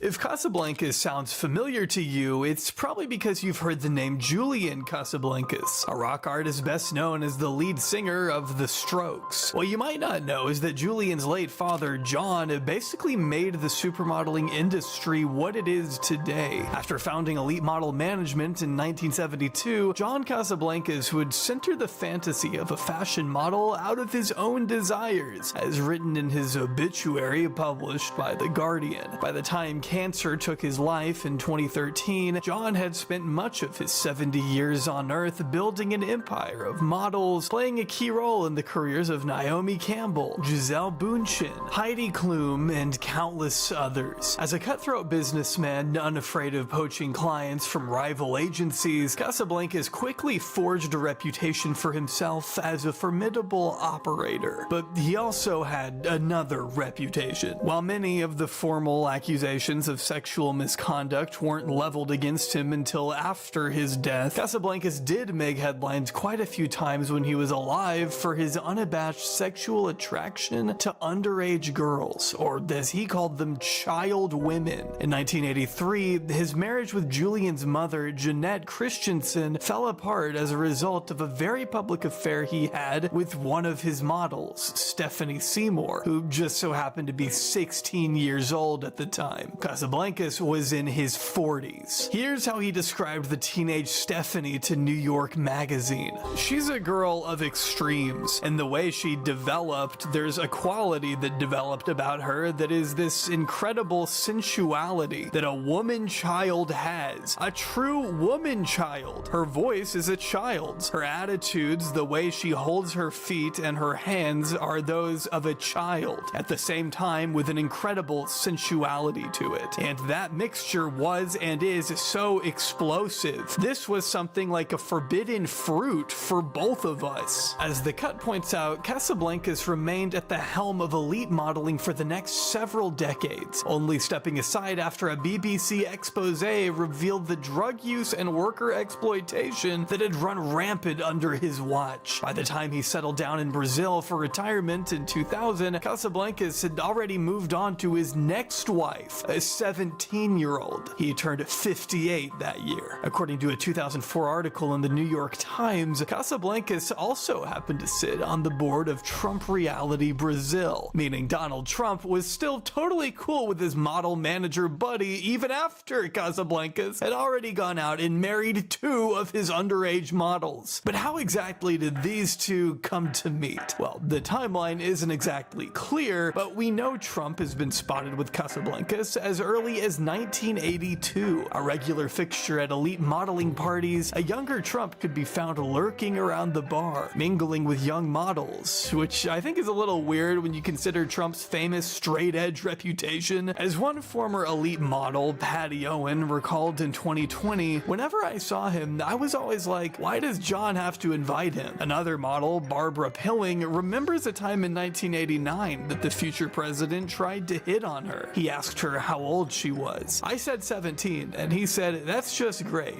You're not too old, not too young." See, John Casablancas had been overseeing elite management's annual Look of the Year competition since 1983, in which aspiring models competed for a $150,000 contract with the world's most prestigious modeling empire. The contest drew the line. This photographer wasn't the only partygoer to comment on a culture of rampant drugs and sex. A male model by the name of Andy Lachesi with maintaining and projecting a high social status. Beneath his renegade faux populist persona lurks an intrinsic desire to be accepted by the upper echelons of society, one that appears to play a role in all of his biggest life decisions. Donald Trump is here tonight. Donald Trump has been saying that he will run for president as a Republican, which is surprising since I just assumed he was running as a joke. Say what you will about Mr. Trump, he certainly would bring some change to the White House. This fixation helps explain the long transactional relationship he's had with the media. Why he'd call up gossip columnists under a pseudonym, brag about his sexual conquests to shock jocks, and obsessively monitor press coverage to ensure he was always portrayed as a winner. It was once reported that he would have physical copies of Page 6 tabloids hand-delivered to his office right after they came out. It also drove him to cash in on the social capital earned from lucrative properties like Trump Tower, Mar-a-Lago, Chicago and Atlantic City, leveraging such prizes to cement his place in an era of endless tax breaks and non-existent regulations that embodied the raucous world of 1980s real estate. As the very public face of his ever-growing brand, Trump knew that in order to get to the top, he needed to schmooze, work the room, which is why he made tremendous attempts to dazzle entertainers, businessmen, and politicians at every opportunity. In the 80s and 90s, Trump worked hard to court the nation's elite by throwing lavish parties drenched in booze, drugs, and young women. Very young women. But Donald, do you worry because you have a daughter who's a model? I do, and I have a deal with her. She's just 17, and she's doing great, Ivanka, and she made me promise or swear to her that I would never date a girl younger than her. So, as she grows, Howard, as she grows older, the field is getting very limited severely. In 2016, several alleged Trump party guests reported what they saw to journalist Michael Gross. Author of the 1995 book Model, The Ugly Business of Beautiful Women, Gross is certainly someone who understands the dark underbelly of the modeling industry, or its legalized flesh peddling, as he calls it. As written in the Daily Beast, Gross heard from several sources that described Trump's presence and behavior at events where illegal drugs and young women were passed around and used. As Gross had reported previously, Trump's parties were spaces where young women were free to meet and mingle with older men. One anonymous photographer who attended these events confirmed Gross's reporting, stating the idea was that you'll meet rich guys who will help you. It was networking, but on a weird, bizarre scale. As he claimed, some of the girls in attendance were as young as 15 years old. Teenagers who were over their heads. They had no idea, and they ended up in situations, he told Gross. There were always dramas because the men threw money and drugs at them to keep them enticed. It's based on power and dominating girls who can't push back and can be discarded. There's always someone to pick them back up. Nobody wants to call home and say, "Help me." According to this source, as older men huffed cocaine and had sex with younger women, Trump would lurk from room to room, telling Gross he'd wander off with a couple girls. I saw him. He was getting laid like crazy. Trump was at the heart of it. He loved the attention, and in private, he was a total fucking beast. I was there to party myself, he added. It was guys with younger girls, sex, a lot of cocaine, top shelf liquor, though apparently smoking cigarettes was where Trump drew the line. This photographer wasn't the only party goer to comment on a culture of rampant drugs and sex. A male model by the name of Andy Lachesi was happy to speak with Gross on the record. Andy concurred that there was cocaine around, but pushed back on the notion that Trump partook in any drug use himself. He's in control of himself, he stated plainly, but when the conversation shifted over to girls, Andy became a little less candid, prefacing with, "I like Donald, I respect the guy, I don't want to get him in trouble," before saying we should focus on Epstein and Clinton's relationship. Andy clarified that he wasn't comparing Trump's parties to Epstein's debauchery, but his answers did get a little strange from there. When asked if Trump had sex with any of his party guests, Andy told Gross vaguely he's a man with a woman. When asked how old the girls in attendance were, Andy stated bluntly that a lot of girls, 14, look 24. That's as juicy as I can get. I never asked how old they were, I just partook. Even though, by his own admission, he was the one bringing some of these girls to the parties, I did partake in activities that would be controversial too, he stated cryptically. I had so much fun, he told Gross. My body's paying for it now. I don't want to even know what that's supposed to mean. Gross also recalls a similar statement made to him over 2 decades prior, when he interviewed Donald Trump. Fondly recalling his days as a rich bachelor in Manhattan, Trump reminisced on consequence-free sex as his second business. If I hadn't gotten married, he told the reporter, who knows what would have happened. You had drugs, women, and booze all over the fucking place. Looking back on his days at Le Club, an exclusive members-only nightclub in the heart of New York City, Trump explained, "It was fucking wild. The most beautiful women I've ever seen in my life were at Le Club. I had seen some incredible women going into Le Club with rich guys, and I said, boy, that's a cool life." Donald Trump desperately wanted that life. life. And as one of New York City's most infamous self-styled playboys, it was only natural for him to eventually fall into the dark orbit of John Casablancas.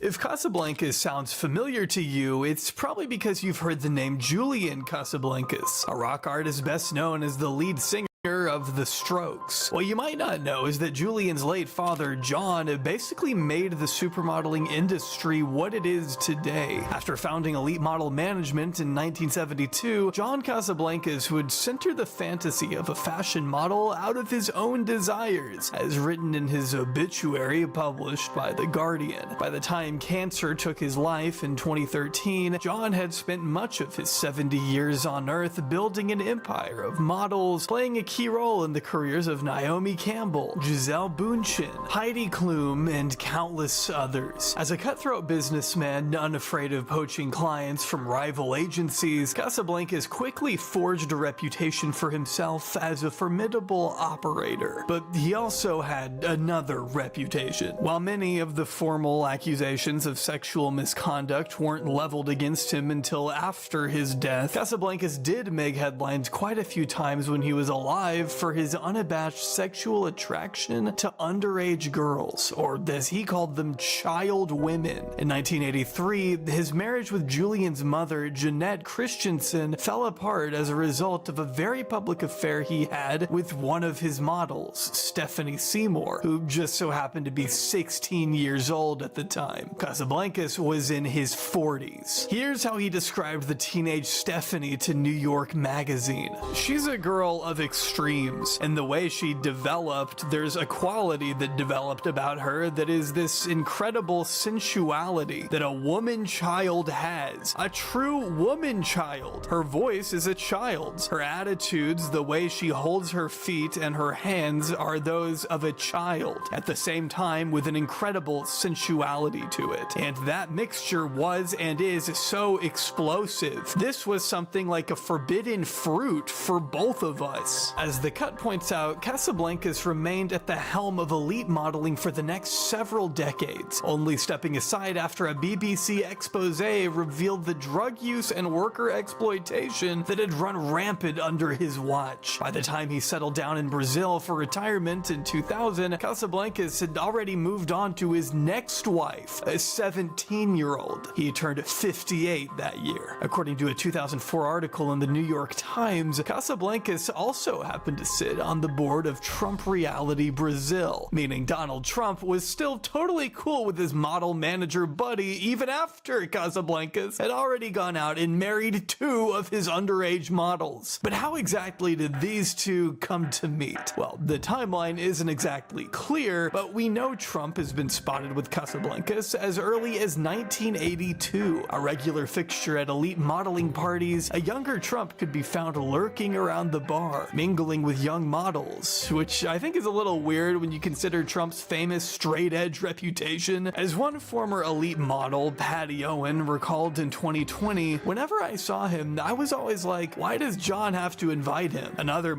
model, Barbara Pilling, remembers a time in 1989 that the future president tried to hit on her. He asked her how old she was. "I said 17, and he said, 'That's just great. You're not too old, not too young.'" See, John Casablancas had been overseeing Elite Management's annual Look of the Year competition since 1983, in which aspiring models competed for a $150,000 contract with the world's most prestigious modeling empire. The contest has been credited with turning Cindy Crawford, Helena Christensen, and Stephanie Seymour into megastars. Naturally, this was a huge opportunity for girls everywhere who flocked from all over the globe for a chance to make connections, get noticed, and get signed. Some brought along their chaperones, while others traveled solo, but all wanted to make a strong impression on the much older, predominantly male panel of judges, powerful industry leaders who had the capacity to make all of their dreams come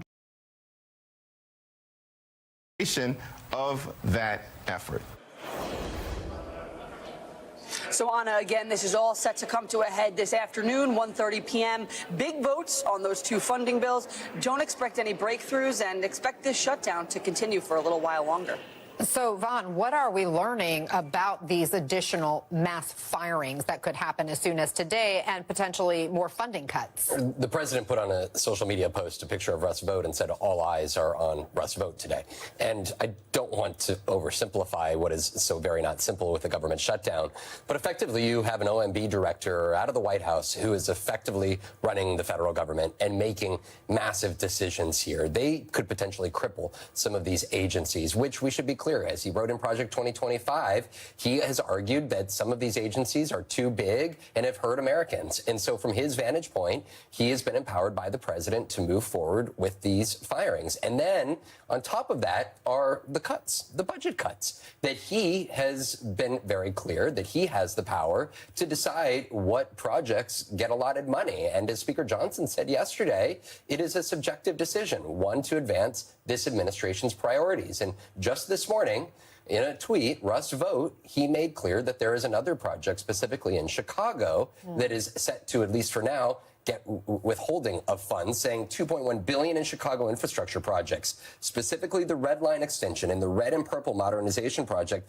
have been put on hold to ensure funding is not flowing via race-based contracting. Yesterday, he threatened 2 infrastructure projects here in New York. He threatened 16 other Democratic-led states in green energy projects. And when we're talking about this Red Line extension in Chicago, I know most people don't live in Chicago, but for those that do, this is a 5.5-mile extension that had been talked about for decades, went through this contracting process, and is currently moving forward up until this moment here. And this was a line that was a rail line that was going into the far south side of Chicago, a largely minority, low-income population that has never been served by a rail line to give them access to the rest of Chicago. These are the types of projects that we are talking about this White House using the shutdown to halt funding for. Yeah, and it's taxpayer funding. It's American money. And it's been contracted and previously contracted. Susan, you've covered a number of shutdowns. You say this one is different, that it's like the nuclear war of shutdowns. Help us understand. Well, we've had shutdowns before, but we've never had one where the White House has seized it as an opportunity to pursue policy positions that they've had and political goals that they have to hurt Democrats, to go after big projects in blue states, and to lay off federal workers in what they've called Democrat agencies. I'm not quite sure what a Democrat agency is in the federal government, but maybe we're about to find out. So this is really a part and parcel of the unprecedented expansion of presidential powers that we've seen in this administration over the past 8 months. It's an opportunity the White House has seized, and it makes the White House, I think, less interested in getting a quick end to this shutdown. Leader Jeffries says that he and Schumer have had no contact from the White House since Monday when they had that meeting. What does that tell you, Susan?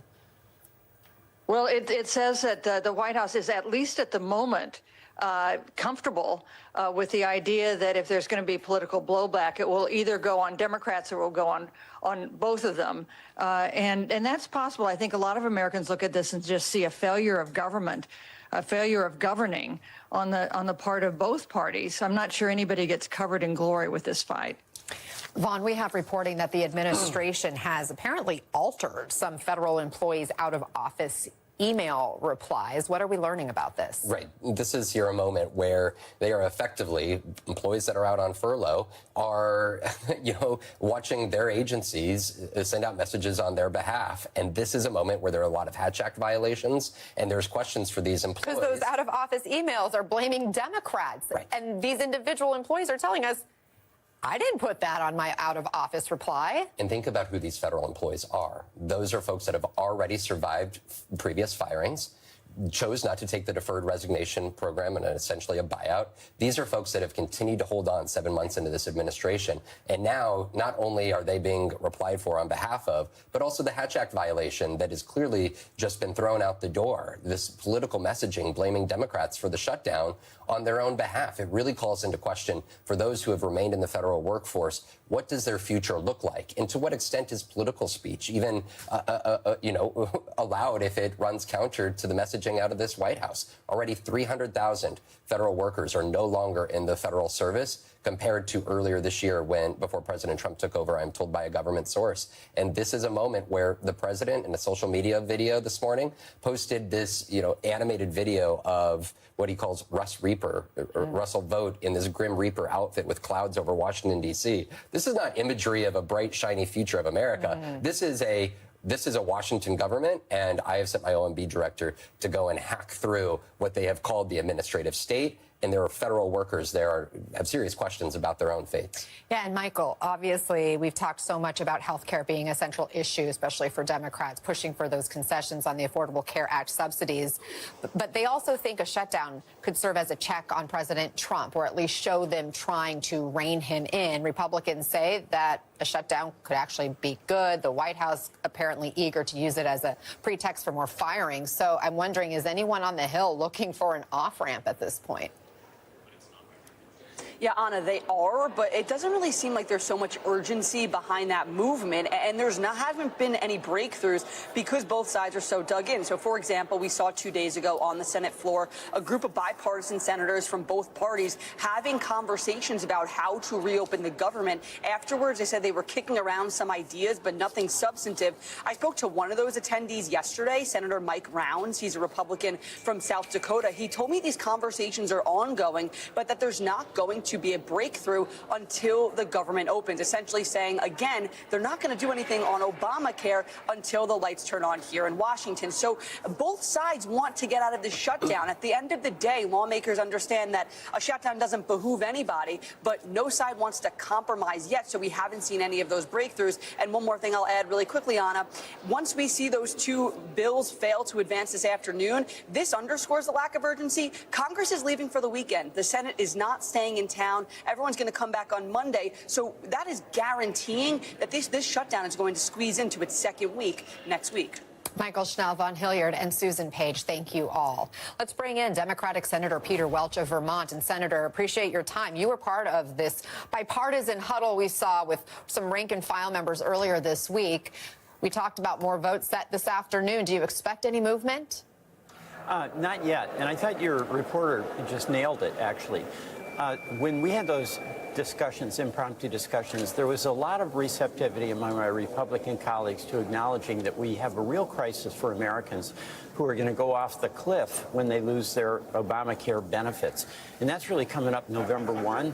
And we've got this stalemate where Leader Thune is saying we won't talk until we come out of the shutdown. And obviously, we don't have a lot of confidence that there'd be any follow-through if we came out and didn't get some resolution to guarantee Americans. And by the way, 56% of them are folks in Trump states who would lose their health care. So that's a really serious issue that both sides should be fully engaged in. We can't let those Obamacare subsidies lapse because it's going to mean about 5 million people literally are either going to lose their health care or pay like 15 to 20 grand more for their health care.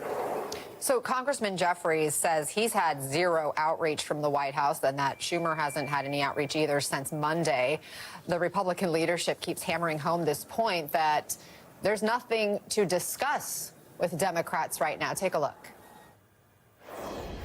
Don't ask the Republicans what we should be doing or what we should be negotiating. I don't have anything to negotiate. I sent them in good faith exactly what they had voted for before. I don't know that there's a lot to negotiate. They want to talk about other issues. Those other issues I'm more than happy to have that conversation, but I don't think you can keep this hostage. As soon as they release the hostage, then we can talk about those other issues. So, Senator, where do you go from here? Well, we all know where we should go. Whether we'll get there remains to be seen. But there is a mutual concern about the lack of health care and what's going to happen to folks in this country if we don't address it. That's a responsibility the Senate has, Republicans and Democrats. So the rhetoric about so-called hostage-taking, I think, gets in the way of us just sitting down and doing the work. The second thing, by the way, there is an incredibly aggressive attack by Trump by taking away money that was going to energy projects in 15 states on the basis that those states voted for his opponent. Now, that is going to hurt folks in those states who voted for Trump. So this escalation by the Trump administration, by President Trump himself, really abusing his authority to use this shutdown as leverage to inflict an enormous amount of pain on innocent Americans is really out of bounds, never seen it before. In fact, your state, Vermont, is one of those states impacted by those cuts to the green energy projects you just mentioned. Does that change your approach or your perspective on the path forward at all? Well, what it changes is my view of Trump in having some acknowledgement that he's president of all of the people, and that includes whether you voted for him or not. And in Vermont, by the way, we had folks who voted for President Trump, and they're going to be hurt by this unilateral action on his part. You know, the person who's been absent here is the president. And he basically doesn't care, and he's made it explicit, about whether all of the Obamacare benefits are gone. In the first Trump administration, they tried to repeal it. It was saved famously by John McCain. Second administration, they're not talking about it as much, but they're having much more success unraveling the healthcare progress that we made. We've got to stand up to make certain that Americans are left high and dry on healthcare. That's a bipartisan issue. And this shutdown in this hostage-taking rhetoric is just an excuse not to deal with a problem that afflicts us across the country, including in Trump country. But is the healthcare issue a bipartisan issue? Because speaking on a podcast yesterday, Leader Jeffries revealed this interesting detail about Monday's White House negotiations. Take a look. In that Oval Office meeting, it was the meeting lasted for over an hour. And the amount of time that we spent literally in talking about the issue of health insurance for undocumented immigrants was less than 10 seconds. You know why? Because they know it's a lie. So they didn't even bother to bring it up because the cameras weren't rolling.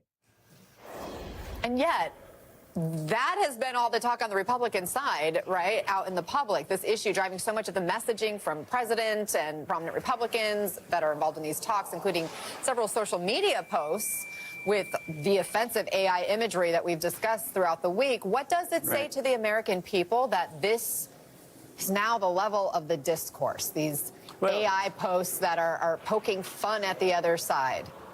It's really bad. I mean, first of all, there is not health care for illegal immigrants.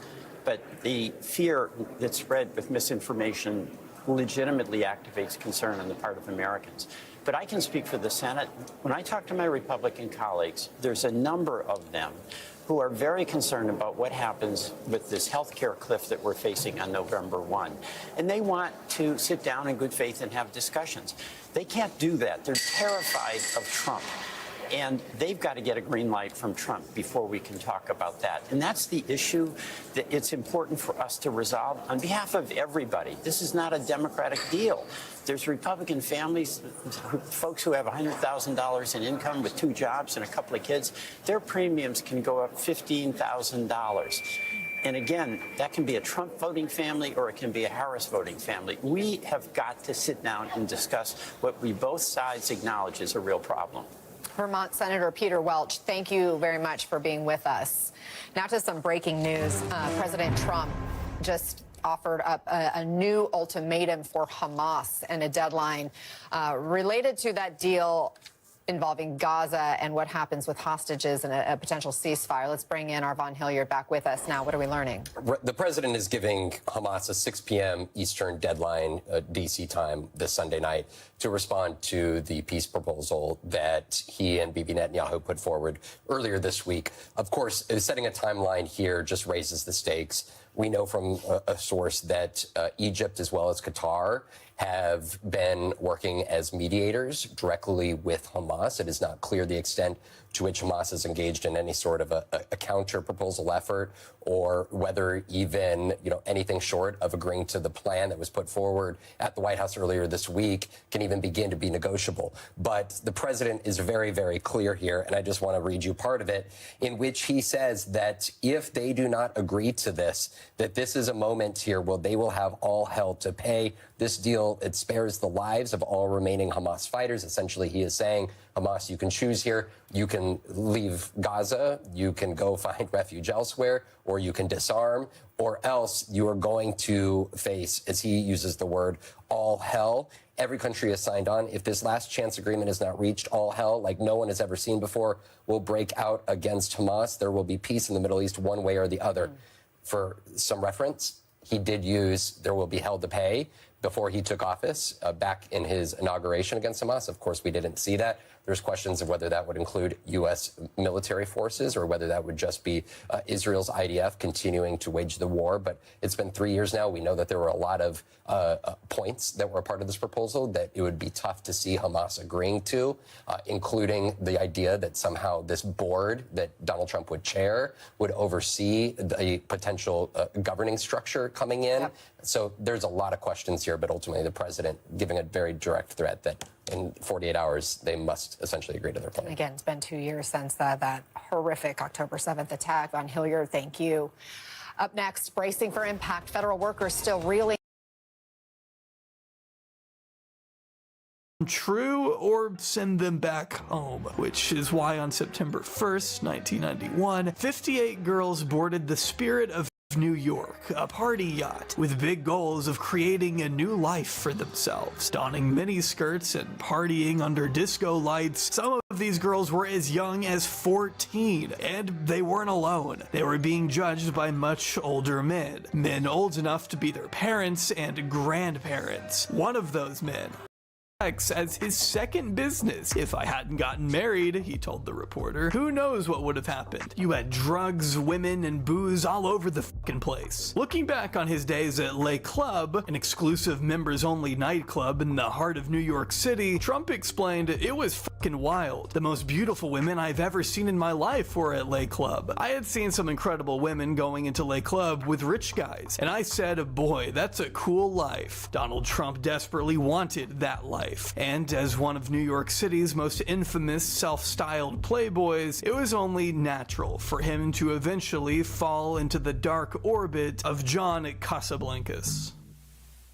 If Casablancas sounds familiar to you, it's probably because you've heard the name Julian Casablancas, a rock artist best known as the lead singer of The Strokes. What you might not know is that Julian's late father, John, basically made the supermodeling industry what it is today. After founding Elite Model Management in 1972, John Casablancas would center the fantasy of a fashion model out of his own desires, as written in his obituary published by The Guardian. By the time cancer took his life in 2013, John had spent much of his 70 years on Earth building an empire of models, playing a key role in the careers of Naomi Campbell, Gisele Bündchen, Heidi Klum, and countless others. As a cutthroat businessman, unafraid of poaching clients from rival agencies, Casablancas quickly forged a reputation for himself as a formidable operator. But he also had another reputation. While many of the formal accusations of sexual misconduct weren't leveled against him until after his death, Casablancas did make headlines quite a few times when he was alive for his unabashed sexual attraction to underage girls, or as he called them, child women. In 1983, his marriage with Julian's mother, Jeanette Christensen, fell apart as a result of a very public affair he had with one of his models, Stephanie Seymour, who just so happened to be 16 years old at the time. Casablancas was in his 40s. Here's how he described the teenage Stephanie to New York Magazine.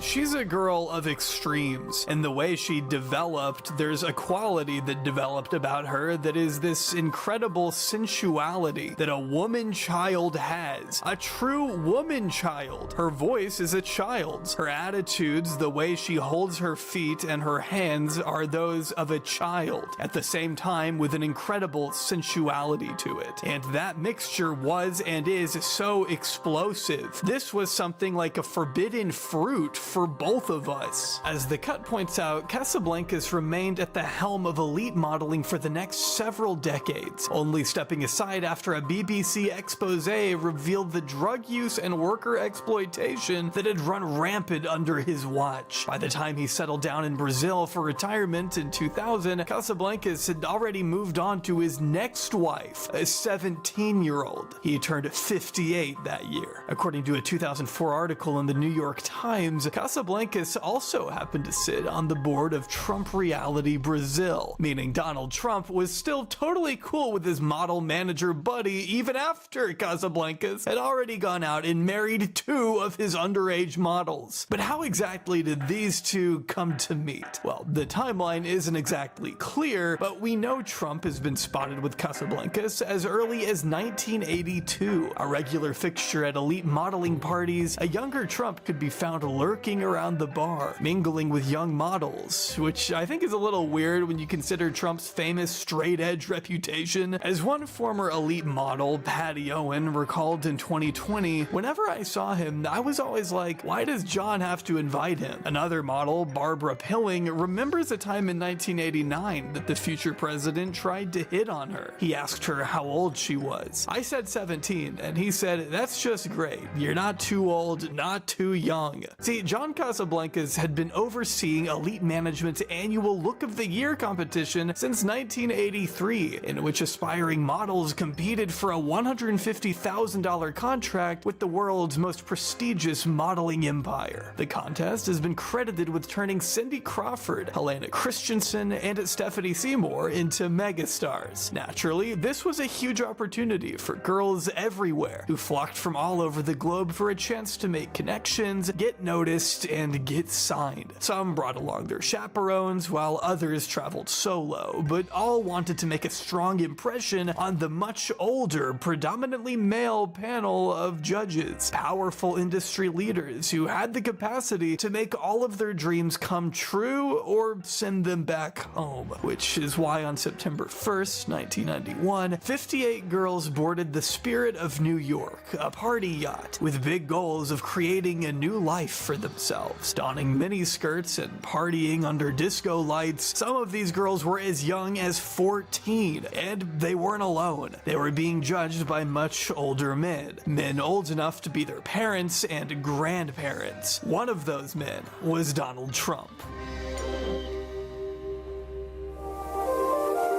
From magical New York City, glamorous Plaza Hotel, Elite Model Management presents the 1991 Look of the Year contest. The Look of the Year contest is the ultimate contest for women that want to go all the way in the modeling business.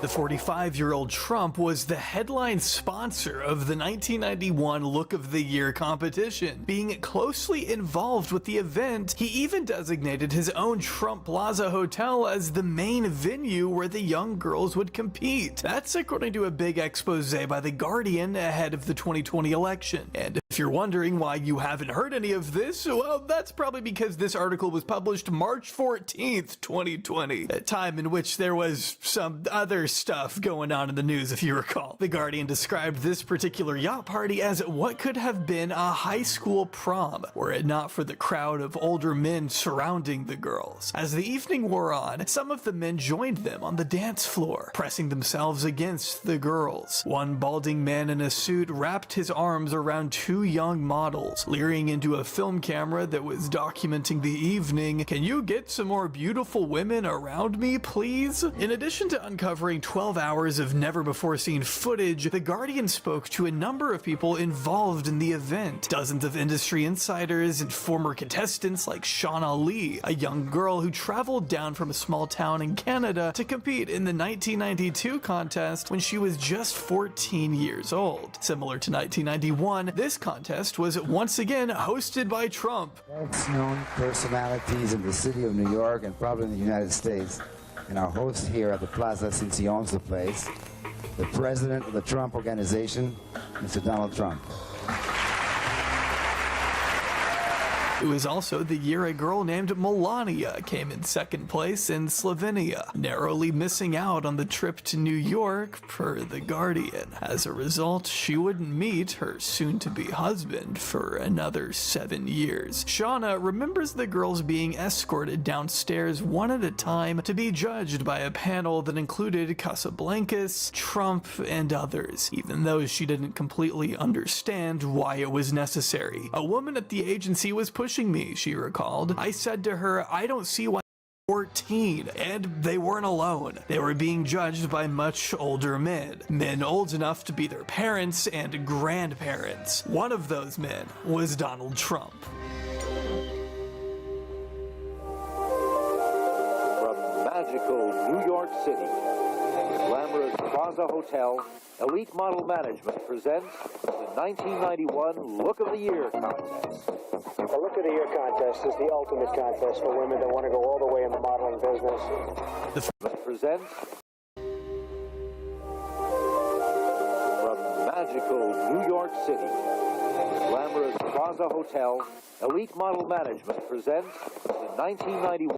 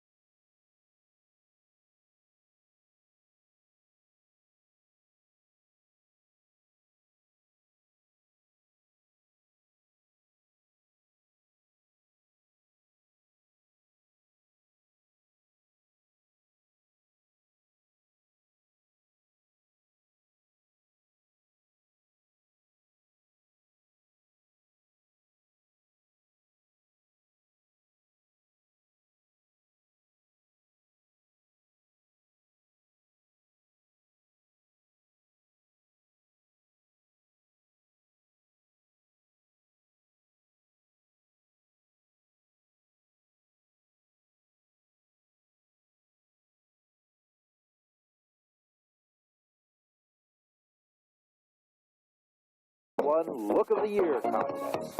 The Look of the Year contest is the ultimate.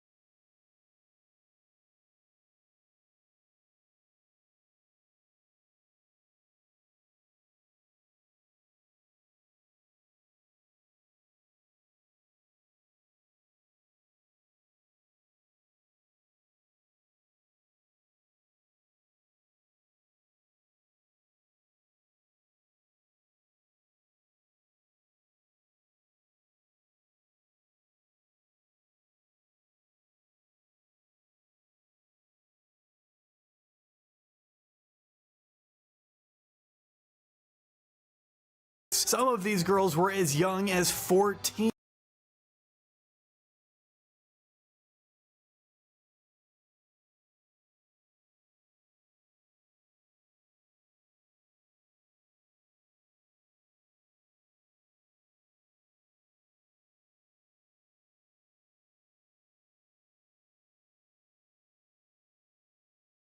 And they weren't alone. They were being judged by Magical New York City, the glamorous Plaza Hotel. Donald Trump.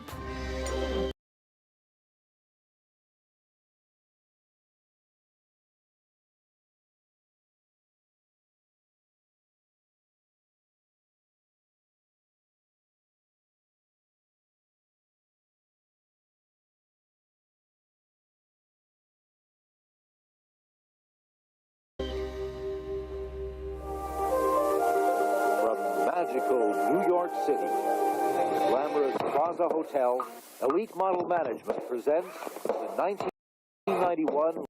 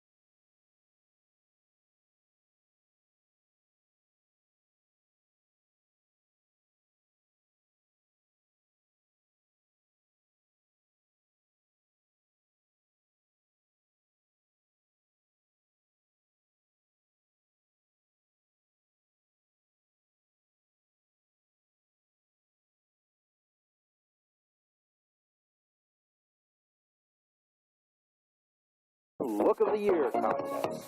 The Look of the Year contest is the ultimate contest for women that want to go all the way in the modeling business.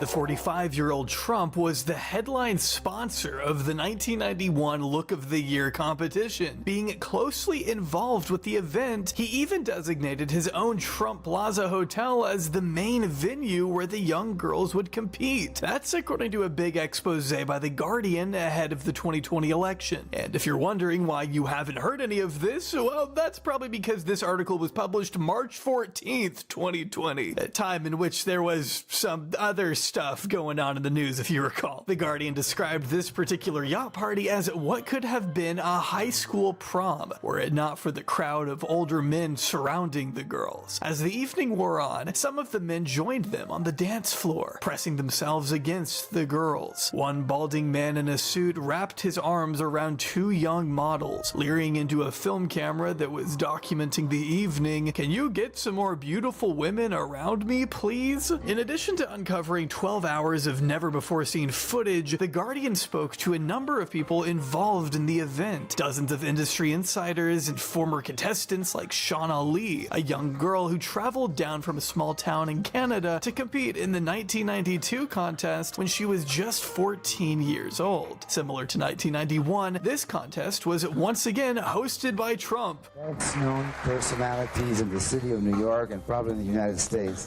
and our host here at the plaza since he owns the place, the president of the Trump Organization, Mr. Donald Trump. It was also the year a girl named Melania came in second place in Slovenia, narrowly missing out on the trip to New York per The Guardian. As a result, she wouldn't meet her soon-to-be husband for another 7 years. Shauna remembers the girls being escorted downstairs one at a time to be judged by a panel that included Casablancas, Trump, and others, even though she didn't completely understand why it was necessary. A woman at the agency was pushing me, she recalled. I said to her, I don't see why me going down the stairs and dancing in front of those two has anything to do with me becoming a model. And she said, no, you look great. Take off your blazer and go and do it. So I walked down the stairs. I didn't dance. I blew a kiss at them, spun around, and walked away. Another girl who told The Guardian she'd be excluded from the competition if she didn't go downstairs to perform for Trump and Casablancas remembers how uneasy she felt at the prospect of entertaining such older men in such a closed-off environment. I knew in my gut it wasn't right, she stated. This wasn't being judged or part of the competition, it was for their entertainment. This girl, who asked not to be publicly identified, was just 15 at the time. As it turns out, many of the girls The Guardian spoke with recall feeling obligated to attend business dinners with Trump and Casablancas. Take Shayna Love, for instance, who told the publication that a dinner invitation wasn't really an invitation at all. It was presented as our duty as models at the agency, she said. It was like, you have to go and do this. I was at one end of the table with John, and Trump was at the other end, surrounded by the other girls. While we don't know the ages of every girl in attendance that night, we know that Shauna was just 16 years old. What's even more shocking is that a 1992 Fox documentary of the event notes that the average age of the contestants that year was 15. The average age. Tonight we're going to meet the 64 finalists. Their average age is 15, and they came from big cities and small towns all over the world for this chance of a life. She's 15. Age. Tonight we're going contestants that year was 15. The average age. Tonight we're going to meet the 64 finalists. Their average age is 15, and they came from big cities and small towns all over the world for this chance of a lifetime. These were mostly teenage girls who were made to parade around in their swimsuits in front of much older men, and if they failed to comply, well, they could kiss that six-figure contract goodbye. Don't try to act. Don't try to do too much. Just try to be yourselves. Look at the jury, stand up straight because they are going to be looking at your figure. Don't try to give smart-ass answers. Don't try not to say anything. Just be natural. Thank you very much, Amy. The concentration was intense inside the judging room. I don't like you as you are. And out. I'm just so excited. Each girl was considered not only for her beauty and poise, but also for her personality and that indefinable something extra makes a top model.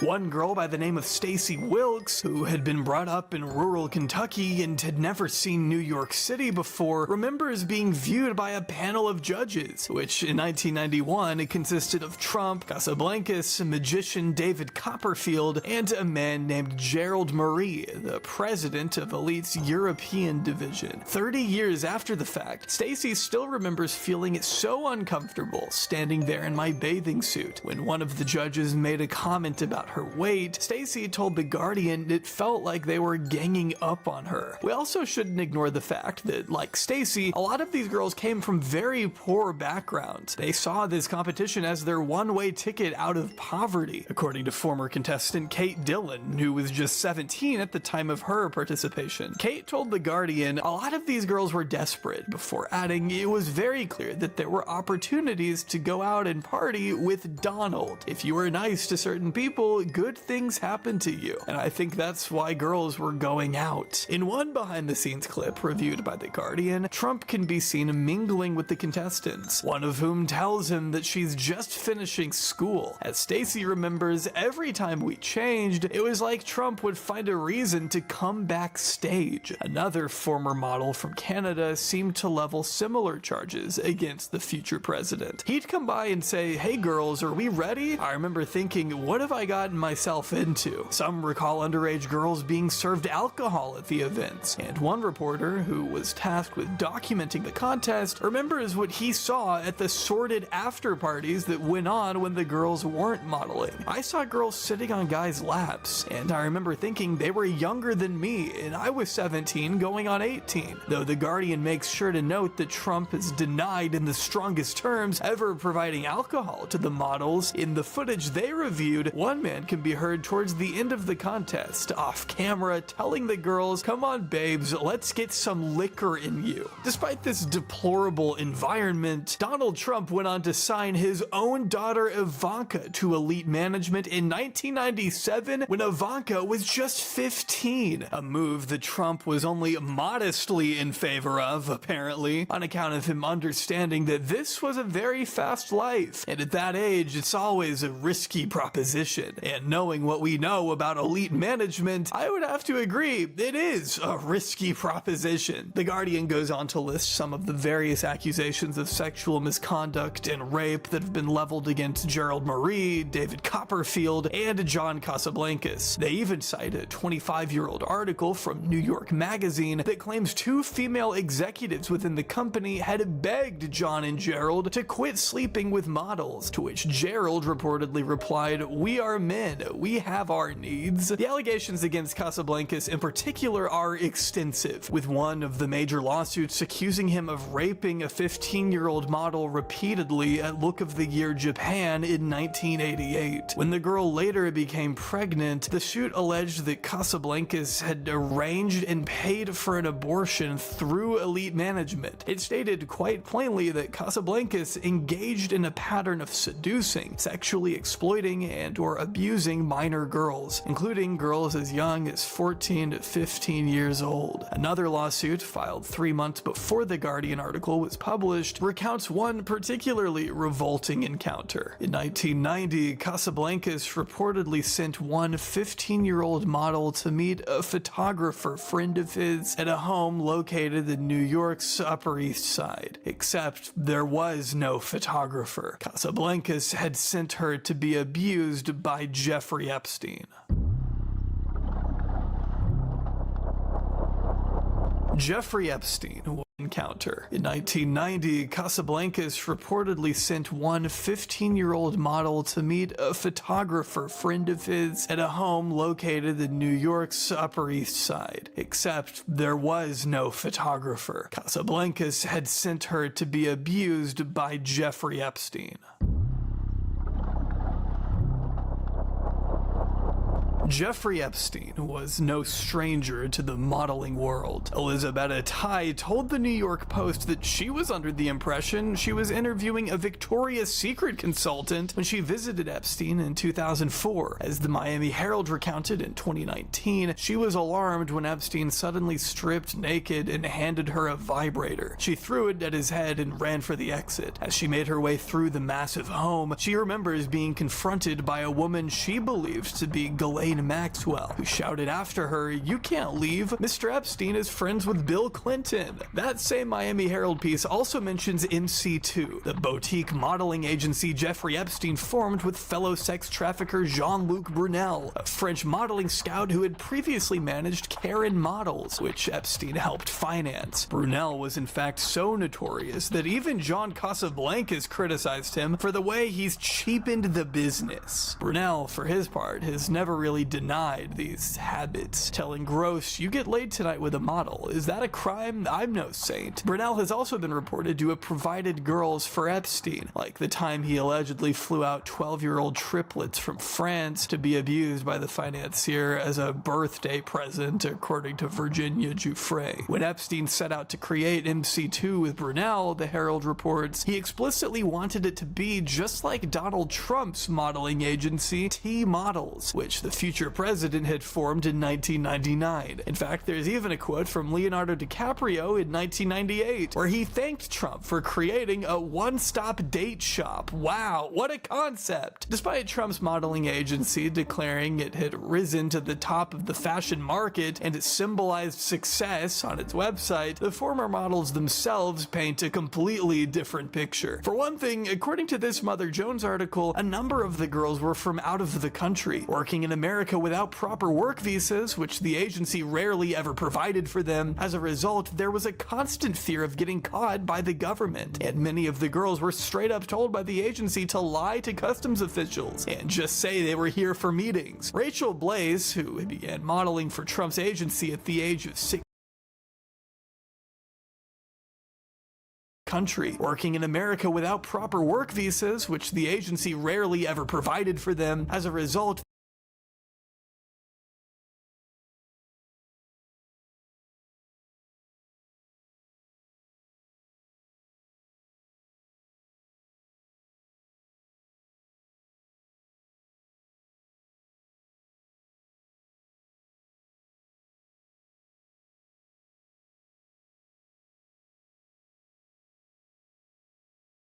there was a constant fear of getting caught by the government, and many of the girls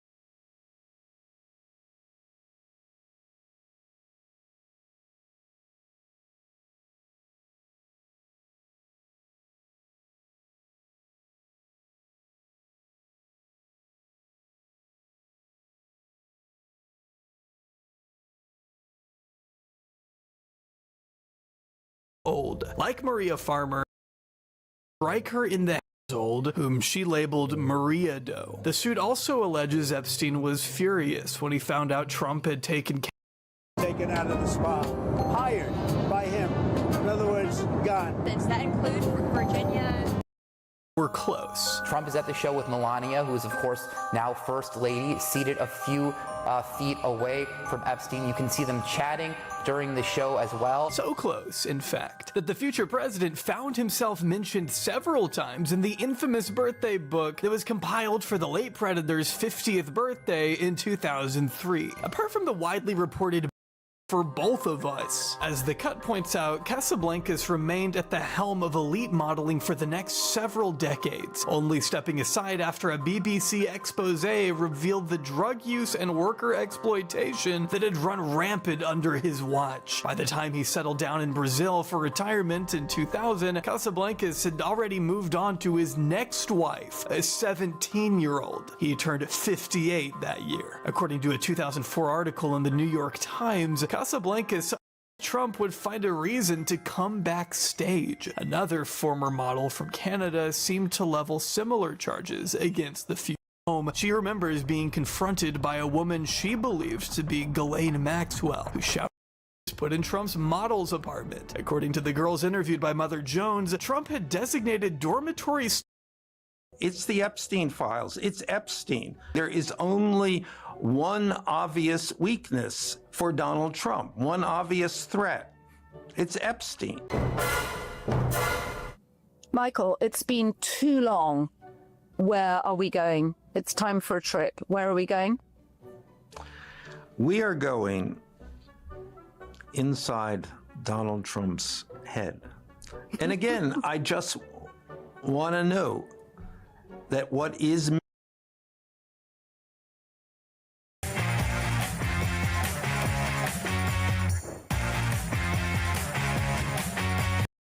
A bronze-painted sculpture of Jeffrey Epstein and U.S. President Donald Trump returned to the National Mall on Thursday.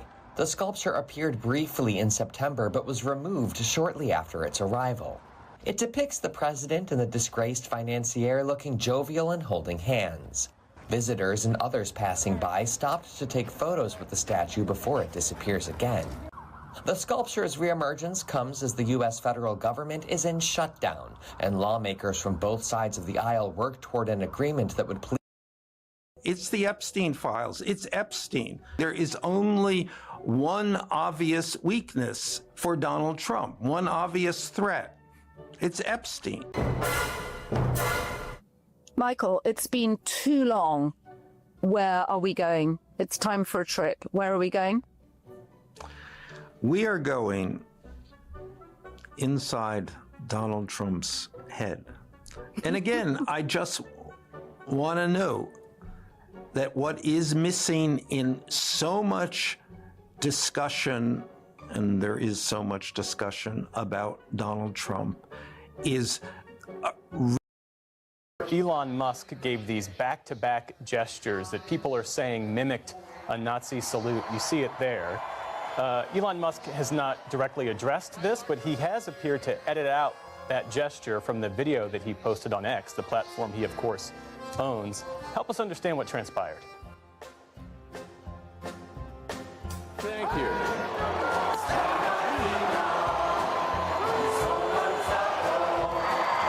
Oh, careful. Careful with that salute. It wasn't even like a subtle, like a wave, like one of these, like a. It's okay. It's good to be proud of German culture, German values, and not to lose that in some sort of multiculturalism that dilutes everything. That's what a Nazi would say. We don't want Italy as a culture to disappear. We don't want France as a culture to disappear. I think we have to maintain the sort of reasonable cultural identity of the various countries. Or they simply will not be those countries. Aber der ist wahrscheinlich für Sie auch ein Nazi. Nazis, Nazis, Nazis, lauter Nazi. USA, USA, USA, USA, USA. Why? Yes. No, dog. No, this is the Charlie Chaplin mustache. Hey, so what the fuck was that? I mean, we all know what that actually was, but there are a lot of people online, from Elon Musk simps to professional headline writers for major newspapers, insisting that it was something else entirely. The father of billionaire tech entrepreneur, owner of X, Tesla, and SpaceX, Elon Musk, has been accused of sexually abusing 5 of his children and stepchildren, according to a report published in the New York Times on Tuesday. The report draws from letters, emails, legal records, and interviews with family members and outlines allegations against the 79-year-old Elon Musk, dating as far as 1990.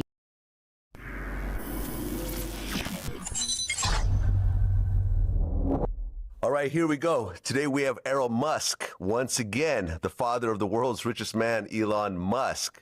Unfortunately, this is a very different situation than our first interview because Errol is being accused of abusing 5 of his children and stepchildren since 1993. Now, there's been a New York Times article that came out about this, and Errol, you actually want to respond to all these allegations. Yes. Okay, so I'm going to give a... My wife was a very highly strung, somewhat bipolar. I didn't know much about it. And she was in and out of clinics, so a lot of the time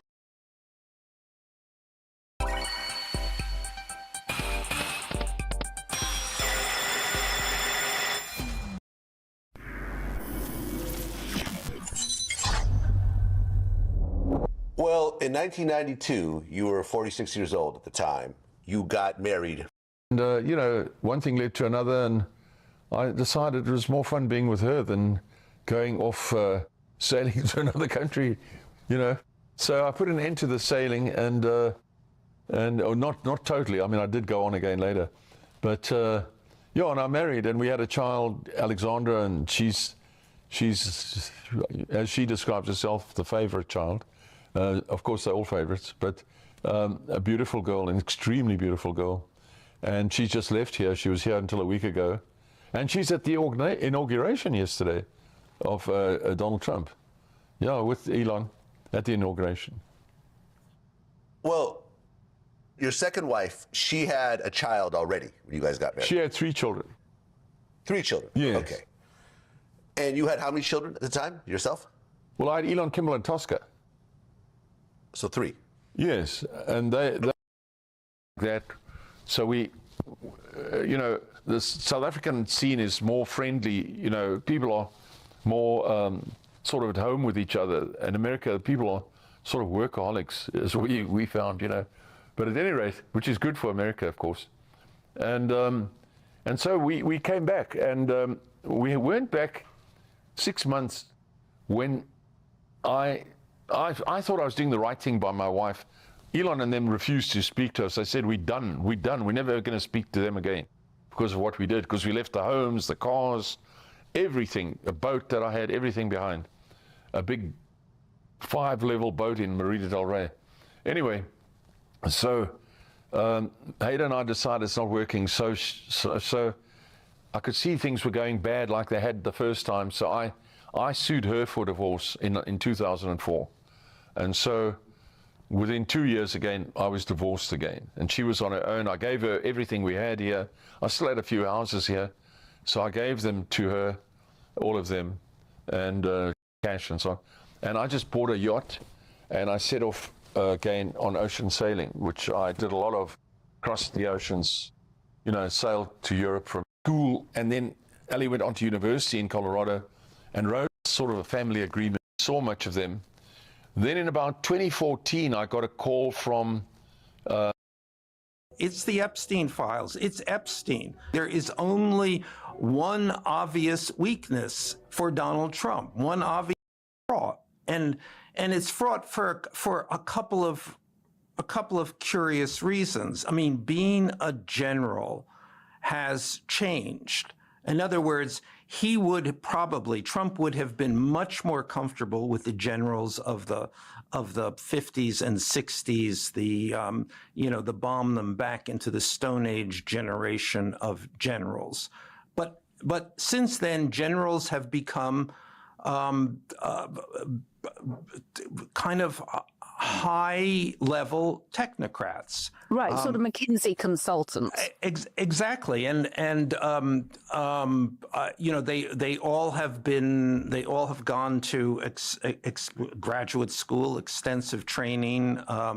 They function like McKinsey consultants. They do PowerPoint. I have sat in a room on several occasions with Trump when generals come in to make or military people come in to make presentations, and it's all PowerPoint, and Trump doesn't last for 90 seconds.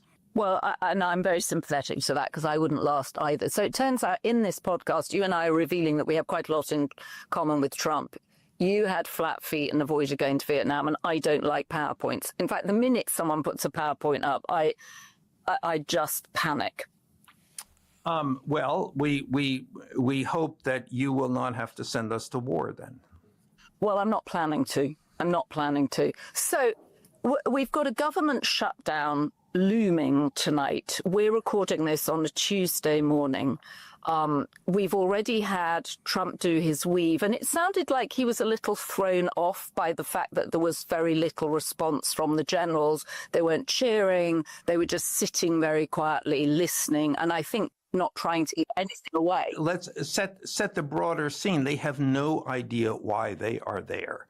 They have been ordered to show up. For what reason? They don't know. So they're sitting there waiting, I suppose, they supposed, for someone to tell them why they are there. which apparently does not happen. Right. Well, they're there because they're told there's going to be a change in culture. That the reason Pete Hegseth got rid of senior black military officials was because he said that you can't change the culture and keep leaders of the culture there. So he fired them, and that they can't have beards. It's an app that cancels subscriptions and Okay, stop. Yes, right. Bingo. Bingo, indeed. So they should have just sent out a memo. All right. It's possible I'm repeating myself because of the painkillers, and I want to assure people it's not dangerous surgery. It was hip surgery. It's mechanical. It's nothing other than that. But Donald Trump has built a whole career on repeating himself. That's true. So maybe I'm doing a medicated weave. So let us talk about, and I don't want to forget Kai Trump's merch during the Ryder Cup, using the White House as a backdrop. And I certainly don't think we've just spent enough time discussing the Mar-a-Lago umbrellas on Jackie Kennedy's now paved over rose garden. But let's go to the shutdown, because the shutdown totally. will happen at 12 o'clock tonight. And the expectations are that this is going to happen. The Democrats, and let's make no mistake, that it's the Democrats who are going to shut down the government. The Democrats who have scant leverage in the past 8 months of the Trump administration now have the Trump card. They can shut it down. And it appears that they will do that, not least of all because they didn't do that in March when they could have. Chuck Schumer punted, and kind of, I think his explanation would be that that if they shut down the government, then the Trump people could do worse things than if they let the government run. But one can hardly imagine that there are even worse things that they could have done. So Chuck Schumer has been hoisted over that decision. So therefore, he definitely has to shut down the government now. And by the way, this is in the Senate.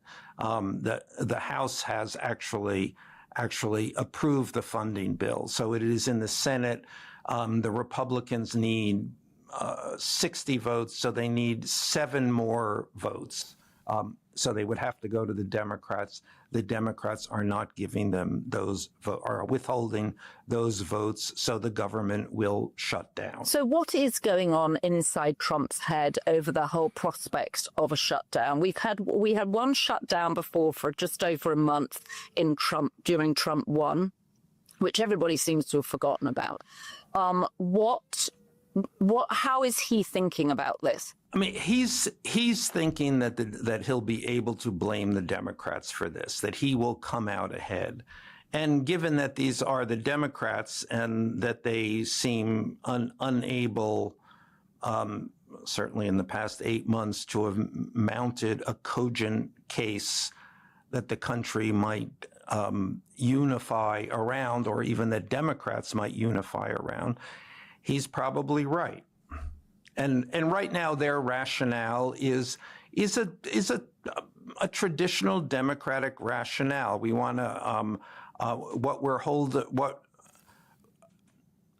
they are demanding that a certain funding for Obamacare and Medicare be reinstated, which is worthy, of course, but it is not electrifying. So what would be electrifying? Are they playing this right? I mean, they're playing it terribly. They're playing it as Democrats. They have the opportunity that they have is for all eyes to be on them. And so they need a message. What's the message? Why are they doing this? What is the clarifying thought? And the clarifying thought is not, I'm afraid, health care, no matter how worthy a thought that is. It doesn't cut through the all of the frustration that so many people, Democrats and Republicans, feel.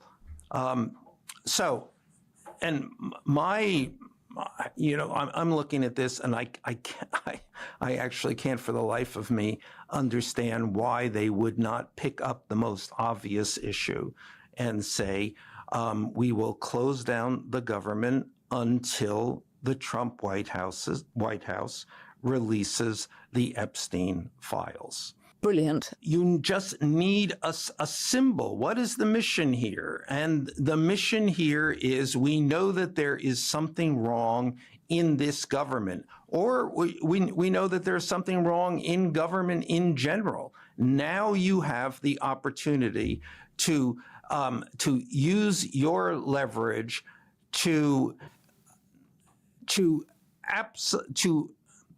make every effort to get this government to do the one thing that people across the political spectrum believe would shed some truth on what's going on. It's also the sort of move that you could imagine Governor Newsom making, but he's not part of the Senate and he's not part of this shutdown scenario. He can suggest it, but who within the Senate can you even imagine asking that? Maybe Senator Klobuchar. But even that, this is what the leadership of the Senate, this is Chuck Schumer. So this is a problem. This is a Democratic problem, that the Democrats are in their nature bureaucrats, people who actually like and thrive in the bureaucracy.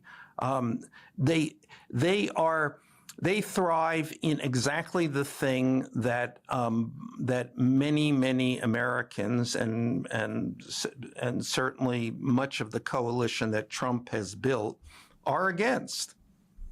And yet they thrive in making government work, and it's that quiet work of government that allows people to get educated, drive safely, fly safely, do all the things that actually people want to do.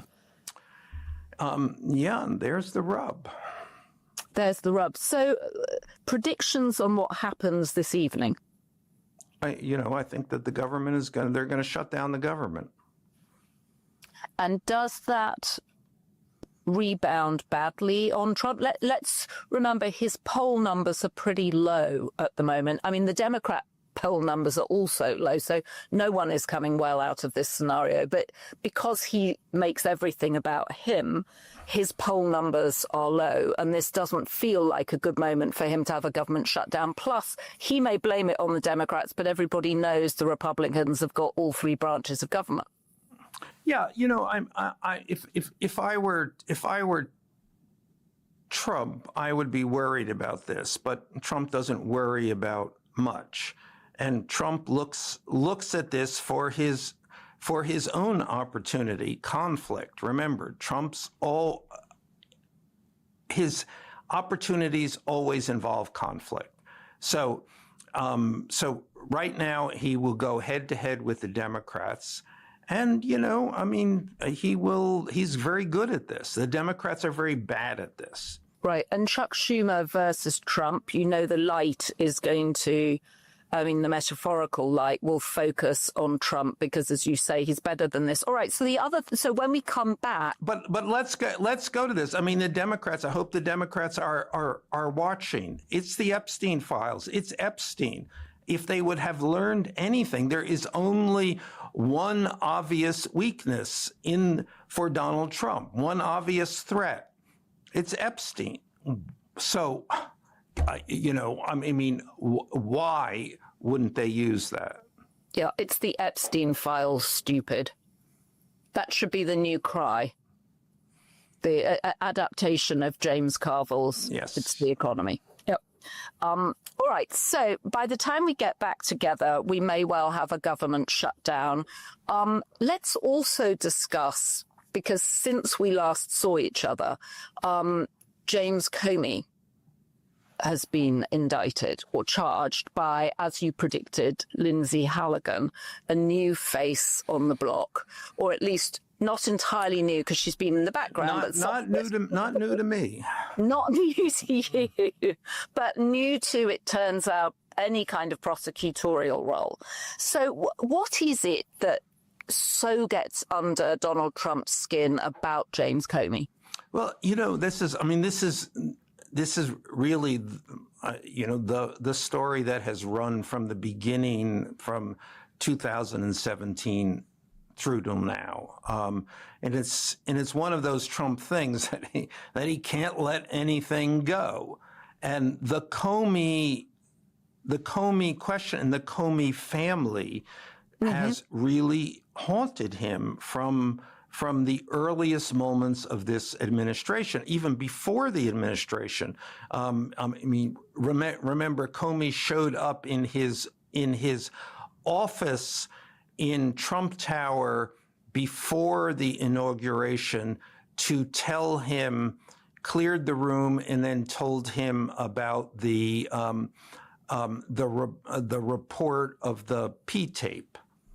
So this was the Steele dossier, yes, which had been put together by the Democrats, arguing that there was the Russians had all sorts of personal information on Donald Trump. Exactly. So that was one of his first interactions with James Comey. Now, one of the other takeaways from that first interaction, which he has continually mentioned over the course now of more than 8 years, is that Comey is very tall. So Comey is 6'8". Trump, who has almost a need, a motivating need to be the tallest guy in the room, had enormous problems dealing with this.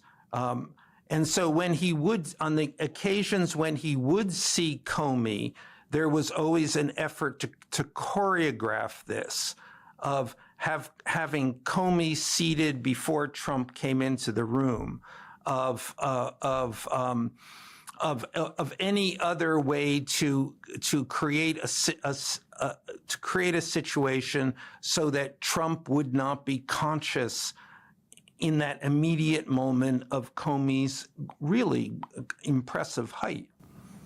So interesting. And also that became clear when he was most recently on his state visit to Windsor Castle in the UK, because Prince William is 6'3" and towered above Donald Trump.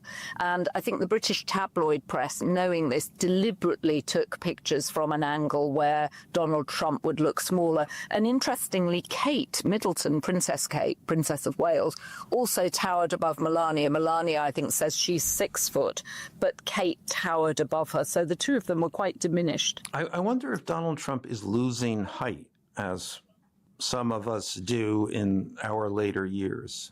Yeah, well, I think we're all losing height. I was rather alarmed to discover last week I'd lost an inch in height, so I'm sure Donald Trump has. Well, James Comey does not seem to be losing height. Break free with the new Opera GX, the browser that puts you in control, with a brand new design that frees up even more pixels for personalization and an inventory of features to up your game at every level. Like GX Control to help rein in your resources with integrated limiters for RAM, CPU, and network. A sidebar for direct access to your favorite side quests, streams, and posts. And built-in privacy tools like ad and tracker blockers and free no-log VPN. Check into GX Corner for the latest news, deals, and free games. But what really makes our hit different is mods, giving you the power to change everything from animated wallpapers to themes, sounds, music, and shaders. So you can change everything. Get Opera GX.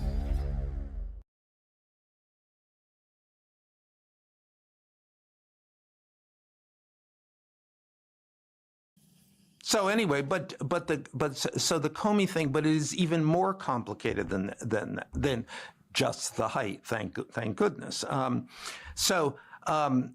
we can get back to Epstein in this, as all things Trump do come back to Epstein. So Comey is fired in the spring of 2017 because he has pursued the Russia investigation. And again, going back to the irony here that it is James Comey who opened up the Hillary email investigation a week before the election, helping to guarantee that Donald Trump would be elected. So Comey gets Trump elected. Then Trump always believed that he didn't want him to be elected, and so therefore began the Russia investigation, the Russia hoax in Trump terms. Well, and I think you wrote in the Fire and Fury that it never dawned on James Comey that Donald Trump would be elected. In fact, he felt confident coming out in those last days before the election when Hillary's emails had been found on Huma Abedin's computer, that he felt very confident coming out and saying it because he assumed she was going to win the election, and he didn't want to look like he hadn't mentioned it because he was two-party pre to the Democrats, right? Yes. It never occurred to anyone that Donald Trump would. Well, least of all Donald Trump. Least of all Donald Trump. Least of all Donald Trump. But anyway, so he's fired in May 2017, which then immediately leads to the appointment of Robert Mueller, which then haunts Trump through the end of his term. But he also believes that Comey, coming out of the FBI, has been involved with leaking Epstein material. This goes to 2019. So at that point, the Southern District of New York, which is the Justice Department office in Manhattan, has commenced an investigation, a separate investigation of Donald Trump. In July, Jeffrey Epstein is arrested. The senior lawyer in this investigation is Maureen Comey, James Comey's daughter. Within Trump circles, there is the belief that Epstein is in fact arrested to squeeze him for information about Donald Trump. Now, we don't know what information that might be because conveniently, at least for Donald Trump, Jeffrey Epstein dies shortly thereafter. At any rate, though, Donald Trump continues to hold this belief and this grudge. And shortly, and this is at the beginning of the summer, shortly after Pam Bondi announces that there will be no release of the Epstein files, Maureen Comey is fired from her job with the Southern District. And then subsequently, not long after, her father is indicted. So what did you think of his, by now I think everybody's seen his post, James Comey's post saying, "I will not live on my knees, neither should you. I'm not afraid, you shouldn't be either." Well, I think that, well, from Trump's point of view, he believes that he's going to prosecute this guy and he's going to put this guy in jail. I think that that's highly unlikely. The poetic turn here would be for James Comey just to declare that he is running for the president of the United States, as did Donald Trump when he was facing indictment. Well, it certainly felt very presidential as a statement, the way he came out and said it, didn't he? And also, we know that the reason Lindsay Halligan was put in as the U.S. Attorney of Maryland and given the order to prosecute by Donald Trump James Comey was because her predecessor had said there wasn't enough evidence, that there was nothing to prosecute him on.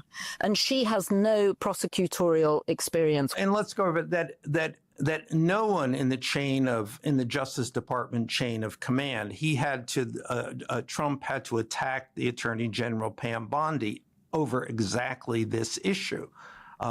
Because this is a ridiculous prosecution. Everybody knows it's a ridiculous prosecution. It would never happen in any in any world in which process and ruled.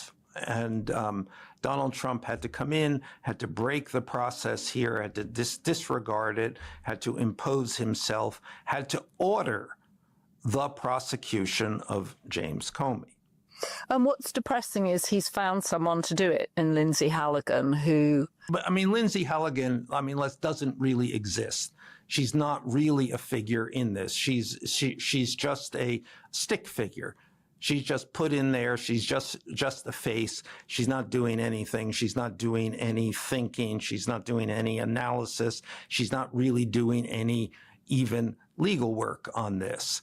And that was her function, by the way, as a lawyer, as one of Trump's personal lawyers during the campaign. She was not given any legal responsibilities at all. She was just there to be in his entourage, to support the I may not have the best legal team, but I have the hottest, says Donald Trump proudly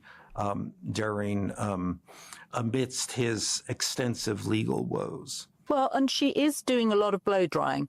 She is doing a lot of blow drying. I will say she has very impressive hair, and it's that Miss Universe.